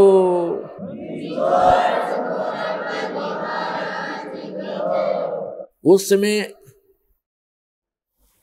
आपस में हिंदू और मुसलमान ऐसे गले से मिलकर रोने लगे जैसे अनाथ हो गए हों और एक अनमोल वस्तु खोजी हो। उनका उस दिन समझ में आई ये भगवान थे, ये एक आम इंसान और संत नहीं थे। दोनों रो रहे हैं कि हम कितने दुष्ट हैं, एक दूसरे से गले लग कर रो रहे हैं। वीर सिंह बघेल और बिजली खां पठान रो रहे हैं कि हमने अनमोल रतन खो दिया और अंत समय में हमने उनकी आत्मा को दुख दिया, हम कितने नीच हैं। पुणात्माओं, यदि परमात्मा ये रजा ना बख्शते, वहां कत्लेआम हो जाता, गृह युद्ध हो जाता हिंदू और मुसलमानों का। तो ये समर्थ परमात्मा है। समर्थ का शरणाग हो, रंग होरी हो, भाई कदे न हो एकाज रोम रंग होरी हो। समर्थ का शरणाग हो, कभी भी कोई बुरा नहीं होगा, और नेक नीति से काम करो। तो क्या किया, एक चादर हिंदुओं ने ले ली, एक चादर मुसलमानों ने, आधे आधे सुगंधित फूल दोनों ने ले लिए। मुसलमानों ने वहां कब्र बना दी, उन फूलों और एक चादर को नीचे जमीन में गाड़ के, और हिंदुओं ने भी एक यादगार बना दी। अब दोनों ने वहां पर एक, मुसलमानों ने तो एक मजार बना रखी है मंदिर नुमासी, मस्जिद की तरह मंदिर नुमा, और हिंदुओं ने एक मंदिर सा बना रखा उस जहां पर वो फूल परमात्मा के नीचे, परमात्मा के तो सारी पृथ्वी है। वैसे उनकी उस भ्रम को निवारण करने के लिए परमात्मा ने जो लीला की थी, उन फूलों के ऊपर एक मड़ी सी बनाकर एक मंदिर बना रखा है, और उन दोनों में आपस में ज्यादा से ज्यादा 50 फुट का अंतर है।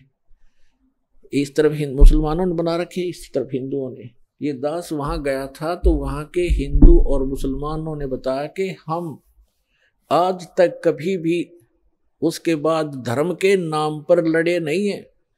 चाहे कहीं पर भी हिंदू मुसलमानों का चाहे कितना झगड़ा हो गया, हम आपस में कभी हमारा रसूख नहीं बिगड़ा।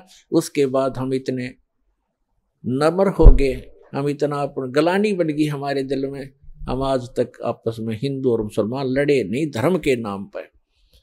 एक वैसे तो कवा सुनी घर में भाई भाई की हो जाती है, वो अलग होती है, पर इस विषय में हम नहीं। तो इसके विषय में धर्मदास जी ने कहा था, आज मोहे दर्शन दियो जी कबीर, आज मोहे दर्शन दियो जी कबीर, आज मोहे दर्शन दियो जी कबीर। सतलोक से चल कर आए, सतलोक से चल कर आए, काटन यम की जंजीर, आज मोहे दर्शन दियो जी कबीर, आज मोहे दर्शन दियो जी कबीर। थारे दर्शन से मारे पाप कटत हैं, थारे दर्शन से मारे पाप कटत हैं, निर्मल होवे जी शरीर, आज मोहे दर्शन दियो जी कबीर, आज मोहे दर्शन दियो जी कबीर। अमृत भोजन मारे सतगुरु जी में अमृत भोजन मारे, सतगुरु जी में ये शब्द दूध की खीर ओज मोहे, दर्शन दियो जी कबीर आज मोहे। हिंदू के तुम्हें देव कहाए, हिंदू के तुम्हें देव कहाए, मुसलमान के पीर आज मोहे, दर्शन दियो जी कबीर आज मोहे, दर्शन दियो जी कबीर। दोनों दीन का झगड़ा छिड़ेगा, दोनों दीन का झगड़ा छिड़ेगा, टोहा ना पाया शरीर आज वहे। धर्मदास की अर्ज गुसाई, धर्मदास की अर्ज गुसाई, बेड़ा लंगाइयो पर ले तीर आज मोहे, दर्शन दियो जी कबीर आज मोहे, दियो जी कबीर। तो पुण्यात्मा, ये वो परम पिता है जो हमारे लिए भटक रहे हैं। आप इस भक्ति काल के समय के लिए ये परमात्मा अपनी छाप छोड़ गए। जो समर्थ परमात्मा किया करता है वो उस परमेश्वर ने वो लीला की। परमात्मा मुर्दे को जीवित कर सकता है। ऋग्वेद मंडल नंबर 10 सूक्त 161 के मंत्र नंबर 2 में कहा है, पर यदि रोगी की आयु समाप्त होगी हो, इतना क्षीण शरीर हो गया हो और मृत्यु को भी प्राप्त हो करके मृत्यु देवता के पास चला गया हो, तो समर्थ परमात्मा अपने भक्त को उससे भी छुटवा कर वापस ले आता है और 100 वर्ष तक का स्वस्थ जीवन उसको देकर 100 वर्ष की आयु उसको प्रदान कर देता है। बोलो सतगुरुदेव।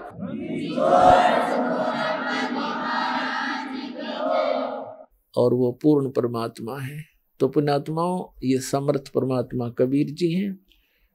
और दास फिर कहता है कि धन है आपके माता पिता जिनसे जन्म हुआ, आपकी कीमत का आपको पता नहीं, आपकी किस्मत का आपको पता नहीं, दास को पता है, क्योंकि लाल की कीमत, लाल की परख जौहर ही किया करता है। जो जितना भी देरी से यहाँ आएगा, जो इंसान, जो प्राणी, उसको केवल पश्चाताप ही हाथ लगेगा। तो इससे दास की प्रार्थना है, जितना हो सके अपने भाई बहनों को, रिश्तेदारों को, जहाँ तक भी आपकी पहुँच है, सबको प्यार से समझाओ। बोलो सतगुरुदेव की जय हो।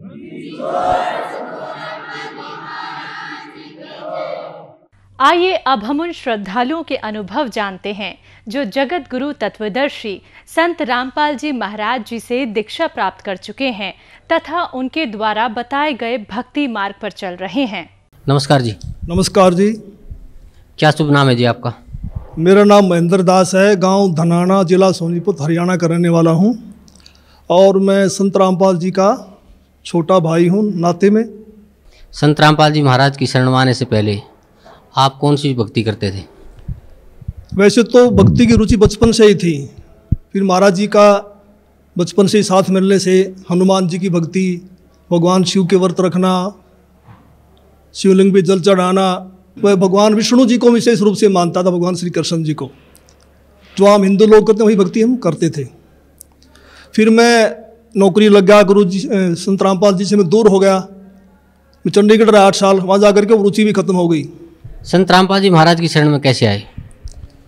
फिर मैं 1991 में मैं चंडीगढ़ से रोहतक आ गया और एसपी रोहतक का मैं ड्राइवर लग गया। मेरी पुलिस डिपार्टमेंट में नौकरी थी और महाराज जी पहले सिरसा वगैरह में पोस्टेड थे जूनियर इंजीनियर की, और गुरुजी फिर रोहतक में पोस्टेड हो गए। गुरुजी और फिर मिलना जुलना शुरू हो गया।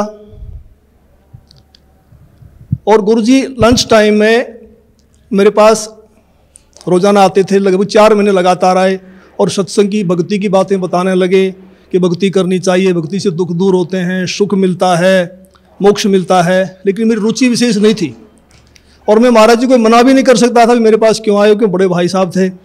तो मैं अंदर से दुखी बहुत था कि रात को ड्यूटी करते हैं, दिन में ये आगे बैठ जाते हैं। लेकिन एक दिन मैंने कह ही दिया कि भक्ति में कुछ नहीं रखा, काम करो और बच्चों का पालन पोषण करो, इससे बड़ी कोई भक्ति नहीं है। फिर गुरु जी ने धीरे धीरे आना बंद कर दिया।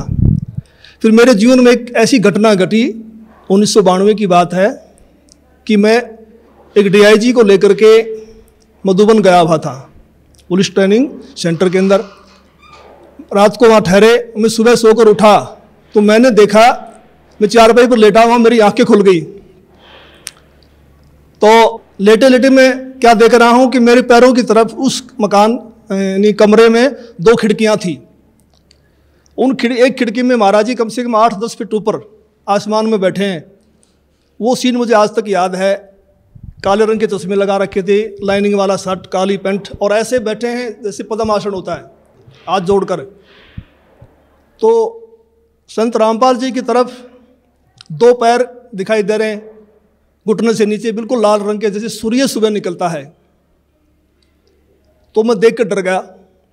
मैंने अपनी घड़ी देखी, उस द्वार पे एक घड़ी लगी हुई थी, उसको देखा भी 7 बज गए हैं। दूसरी खिड़की से देखा तो शहतूत का पेड़ है, चिड़िया बैठी हैं। लेकिन मैं ये सीन क्या देख रहा हूँ, कम से कम 5 मिनट मैंने सीन को देखा। तो मैं डर गया कि मैंने समझा कि भाई कहीं गुरु जी मर गए हैं, उनकी आत्मा मुझे मिलने के लिए आ रही है। उस समय फ़ोन भी नहीं थे, मैं DIG को बोल भी नहीं सकता था कि मेरा भाई मर गए हैं। तो मैं बहुत चिंतित हो गया।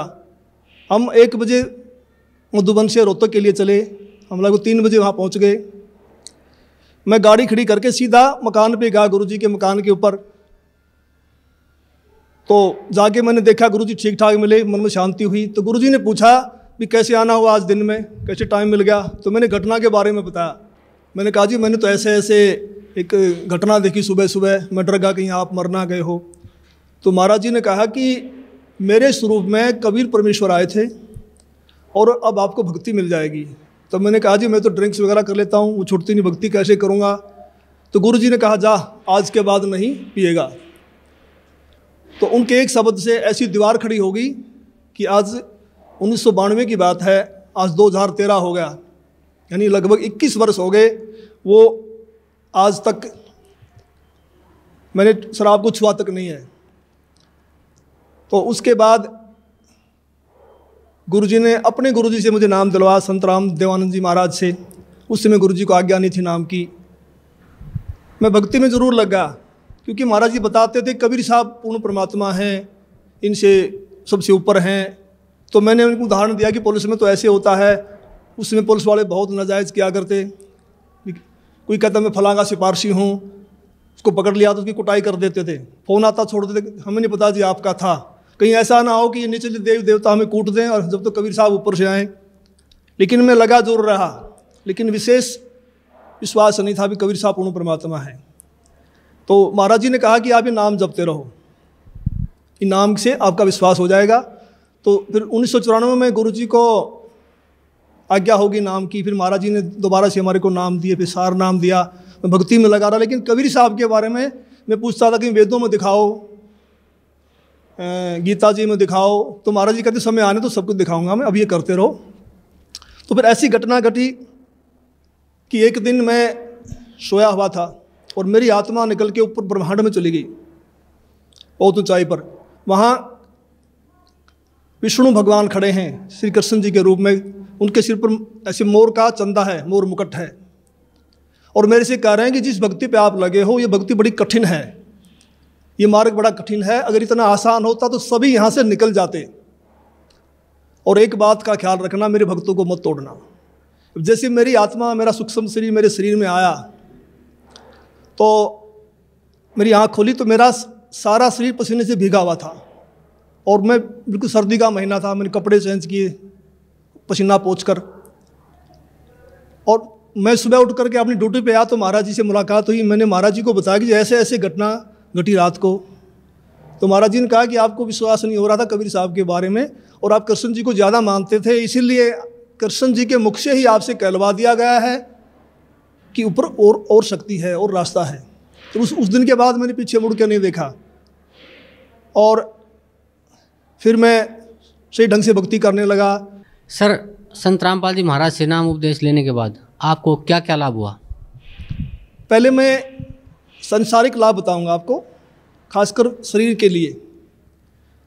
जब मैंने गुरु जी को गुरु धारण कर लिया और मैं भक्ति करने लगा, लगभग 1999 की बात है, उस समय मेरी आयु 41 वर्ष थी, 41 ईयर, और अब मेरी 55 साल की हो चुकी है, 55 ईयर्स ओल्ड। तो मैं रोहतक में एक रेलवे रोड का नाम है बाज़ार में, वहाँ एक लाला जी के पास बैठा हुआ था। वहाँ एक लड़का मेरे से मिला। वो लाला जी ने, उसका नाम फकीर चंद जी थे, उन्होंने कहा कि ट्रिपल MA है और इन्होंने ज्योतिष शास्त्र से भी MA किया हुआ है। तो मैंने उसको भक्ति की बातें समझानी चाहिए, तो उसने कहा जी एक बार अपना हाथ दिखा दो। तो उसने मेरे हाथ देखे दोनों, पहले दाहिना हाथ देखा, कहने लगा आपकी आयु कितनी है? मैंने कहा मैं 41 वर्ष का हो चुका हूँ। तो उसने कहा आपके भाग्य में लिखा है 40 वर्ष से लेकर 45 तक बिल्कुल बेड के ऊपर बीमार अवस्था में लेटना और आपको फला फला बीमारी लगेंगी। फिर मैंने कहा मैं तो 41 का हो चुका हूँ, मुझे तो कुछ भी नहीं है। कहने लगा 1 साल का धोखा भी हो सकता, आपको ज़रूर होगा। तो मैं कुछ चिंतित तो हुआ, लेकिन फिर उसने मेरा बायां हाथ देखा और कहने लगा आपकी पत्नी जिंदा है? मैंने कहा वो तो जिंदा है। कहता हो ही नहीं सकता। मैंने कहा मैं सुबह घर से आया था जब तू जिंदा थी, अब मर गई हो तो मैं कुछ कह नहीं सकता। लेकिन वो तो उसने कहा भी ये कैसे असंभव हो रहा है? तो मैंने उनसे कहा भी हम पूर्ण सतगुरु की शरण में हैं, सच्चे मंत्र का जाप करते हैं। हमारे सतगुरु कहते हैं कि भी तिल घटे ना मासा बढ़े वेदना लिखे जो लेख, सच्चा सतगुरु मिटा के ऊपर मार दे मेघ। हमारे सतगुरु ऐसे कर देते हैं। तो फिर मैंने 6 महीने के बाद फिर मुझे एक ऐसा ही और ज्योतिषी मिला। मैं जैसे पुलिस लाइन में गाड़ी का वायरलेस सेट ठीक करवाने के लिए गया, उस वर्कशॉप में एक इंस्पेक्टर थे इंचार्ज, वो अपनी टेबल पर ज्योतिष शास्त्र की किताब खोल के बैठे हुए थे। मैंने उनसे वही प्रश्न किया, भी इसमें क्या रखा, भक्ति करो ना सच्चे नाम की। डिस्कस हुई हमारी। उसने कहा भगत जी ऐसी बात नहीं है, ये पूर्व जन्म के लेख होते हैं, भक्ति अलग चीज़ है, ये भी सत्य होते हैं। तो उसने मेरे फिर हाथ देख लिए, मेरे जो बातें उसने बताई थी वही बातें उसी ने दोहराई। तो फिर मैंने गुरु जी से प्रार्थना की, मैंने कहा जी ऐसे ऐसे बताया दो ने। तो संत रामपाल जी कहने लगे कुछ नहीं होगा, परमात्मा लेखों को मिटा देता, भक्ति करो। तो संत रामपाल जी की दया से, इनकी सच्ची भक्ति से उस पीरियड के दौरान मेरे को जुकाम तक नहीं हुआ, बुखार तक नहीं लगा। और आज मैं 55 वर्ष का हो चुका हूँ, मेरी पत्नी भी जिंदा है। और मेरी जो घरवाली थी उनका नाम राजबाला है, और वो भक्ति में विशेष रुचि नहीं रखती थी, वो किसी को भी नहीं मानती थी, बस अपने काम धंधा करती थी। तो एक बार 2004 की बात है, उसकी दोनों उंगलियां सुन्न हो गई दाहिने हाथ की। वो मेरे से कहने लगी मुझे दिखा नहीं तो हाथ सूख जाएगा। को पड़ोस के कह रहे थे एक हाथ सूख गया, ऐसे ही बीमारी लग गई थी। तो मैं रोहतक में रेडियो स्टेशन के पास गुप्ता जी हैं डॉक्टर हड्डियों के, उनके पास उनको लेके गया। उन्होंने बताया कि उसकी ये गर्दन के पास नसें होती हैं, नस दब गई है। तो उन्होंने एक्सरे लिया, दवाई दे दी, 2 महीने इलाज चलता रहा, कोई फ़र्क नहीं पड़ा। तो मैंने अंदर गुरु जी से प्रार्थना की, संत रामपाल जी से भक्ति करते समय, कि गुरु जी अगर ये हाथ सूख गया तो बुढ़ापे में हम तो रोटी बगैर भी रह जाएंगे, परेशान होगी, तो दया करो। तो जैसे मेरा ध्यान लगा हुआ था, सुमन करते करते वैसे आंख बंद हो गई। तो मुझे गुरु जी खड़े दिखाई दिए और कहा कुछ नहीं होगा बेटा, ठीक हो जाएगी। तो मैं कुछ दिन के बाद ड्यूटी से छुट्टी लेकर घर गया। मैंने उससे पूछा भी आपकी उंगलियां ठीक होगी? उसने कहा वो तो ठीक होगी। मैंने कहा ये गुरुजी ने की है, मैंने प्रार्थना की थी। कहेंगे नहीं मैं तो दवाई से ठीक हुई हूँ। तो मुझे बड़ी निराशा हुई। तो कुछ यानी 2005 में उसके दाहिने पैर में बहुत ज़ोर का दर्द शुरू हो गया। मैं उसी डॉक्टर के पास फिर लेके गया, गुप्ता जी के पास। गुप्ता जी ने फिर एक्सरे किया, फिर कहा भी रीढ़ की हड्डी की नस दब गई है, इसलिए उससे पेन है। उसने दवाइयाँ दे दी 1 सप्ताह की। मैं दवाई दिलवा करके बरवाला में सत्संग चल रहा था गुरु जी का, उसमें आ गया। तो उसने फ़ोन करवाया चौथे दिन, कह लगी मुझे कोई आराम नहीं है और मैं तो मर रही हूँ, तो तू सत्संग में धक्के खाता फिर रहा है, क्या रखा है सत्संग में, आकर के मुझे दवाई दिलवा। तो मैं गुप्ता जी के पास गया, वहाँ उसका रिकॉर्ड लेकर के। गुप्ता जी ने कहा भी अब तो इसका ऑपरेशन होगा और कोई इलाज नहीं है। तो ऊपर से इलेक्शन थे हरियाणा में 2005 फरवरी में। तो मैंने कहा जी 1 सप्ताह इलेक्शन का, हमें छुट्टी नहीं मिलेगी, आप ऐसा कर दो, ऐसे इंजेक्शन लिख दो, कितने ही महंगे हैं, जो 10 दिन निकाल दें, फिर मैं ऑपरेशन करा लूँगा। तो उन्होंने इंजेक्शन लिख दिया। मैं दवाई लेकर के पुलिस लाइन में जाके अपने बॉक्स में रख दिए। सुबह ड्यूटी करके फिर जाऊँगा घर। तो मैं रात को 2 बजे उठा तो मुझे बड़ी वही चिंता हो गई भी क्या होगा, तो बड़ी रो रही है, बड़ी तकलीफ़ है उसको। तो मैं भक्ति करके सुबह का नित्य नियम करके अपने सुमरण करके मैं दोबारा सो गया। और सोते समय मैंने प्रार्थना की कि हे परमेश्वर, हे गुरुदेव, ठीक तो आप ही करते हो, अब की बार ठीक भी करो और ये एहसास करवाओ कि आपने ही किया है, करने वाले तो आप ही हो। तो मैं ड्यूटी करके शाम को 5 बजे घर गया। तो वो अपने काम धंधे में लगी हुई थी। मैंने उससे पूछा, भी मैं तो 1000 रुपये की इंजेक्शन ले यार, तू ठीक है तो फ़ोन कर देती, दवाइयों को मैं वापस कर देता। तो उसने कहा मैं तो ठीक होगी। मैं कैसे हुई? कहने लगी मैं सारी रात रोती रही, 3 बज गए, मैं दीवार के ऐसे कमर लगा के रो रही थी। तो मुझे गुरुजी दिखाई दिए, मेरी आंख बंद हुई कुछ सेकंड के लिए। तो गुरुजी ने ऐसे हाथ किया, ठीक हो जाएगी बेटी, कोई बात नहीं। कहता उसी समय मेरा रोग बिल्कुल ख़त्म हो गया। तो फिर मैंने कहा अब तो भक्ति करेगी ना? कहने लगी हाँ अब करूँगी। तो आज तक उसको दर्द दोबारा नहीं हुआ है। और अनेक गुरुजी ने हमें सुख दिए। सबसे बड़ा तो मानसिक सुख होता है, मानसिक शांति, वो हमारे को संपूर्ण रूप से मिली हुई है। एक दिन संत रामपाल जी करनाल के अंदर एक भगत के घर गए हुए थे। और सतगुरु जी ने 3.5 घंटे के लगभग सत्संग किया।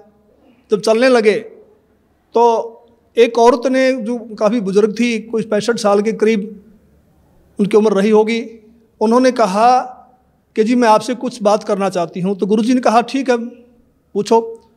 तो उसने कहा जी आपने जैसे सत्संग समाप्त किया तो आपके ऊपर से कमल के फूल पर बैठा हुआ सफ़ेद परमात्मा निकल के गया है, मानव सदृश, और मैं कमल की पंखड़ी को बहुत दूर तक देखते रही ऐसे।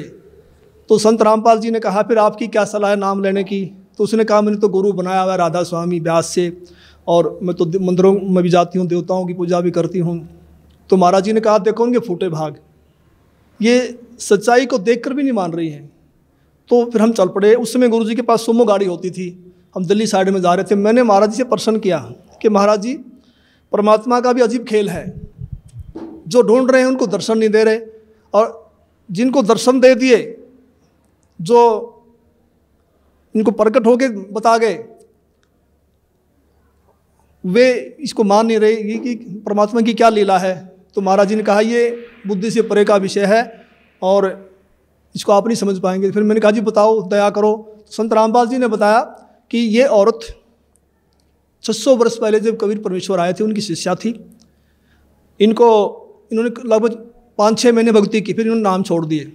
उसी प्रथम मंत्र के प्रभाव से इसको मानवश्री मिलते आ रहे हैं, भक्ति में रुचि है। अब ये समझ रही है कि जो मेरे को छोटा मोटा लाभ मिल रहा है ये देव देवता या मेरा पुराना गुरु दे रहा है, जो उन्होंने बनाया हुआ है, उस डर के मारे नहीं छोड़ना पा रही। तो मैंने फिर प्रश्न किया कि महाराज जी मैंने तो ये पूछा है कि इनको दर्शन क्यों दिए? तो गुरु जी ने कहा, संत रामपाल जी बोले कि परमात्मा किसी की उधार नहीं रखता, ये कल को मरेगी, नरक में जाएगी, वहाँ उसको बड़ा कष्ट होगा। जब आत्मा रोती है तो परमात्मा को आना पड़ता है, मन के नहीं सुनता परमात्मा। तो फिर ये आत्मा वहाँ सवाल करती है कि जी आपकी भक्ति का हमें ज्ञान नहीं था, हमने भक्ति तो बहुत की। तो वहाँ परमात्मा ये सीनरी दिखाएंगे, ये सारी फिल्म दिखाएंगे कि 3-3.5 घंटे मैंने सत्संग सुनाया, आप क्या भक्ति कर रहे हो, इसका क्या लाभ है, मेरी भक्ति क्या है, और जाते समय दर्शन दे दिए। तो परमात्मा ने अपने सिर से भार उतार दिया, पर ये आत्मा बोल नहीं पाएगी, चुप हो जाएगी। तो मेरा भगत समाज से यही बार बार निवेदन है कि ऐसा मौका बार बार नहीं आता, तो संत रामपाल जी की शरण में आकर के अपना आत्म कल्याण करवाएं। सत साहिब। धन्यवाद आपको बहुत।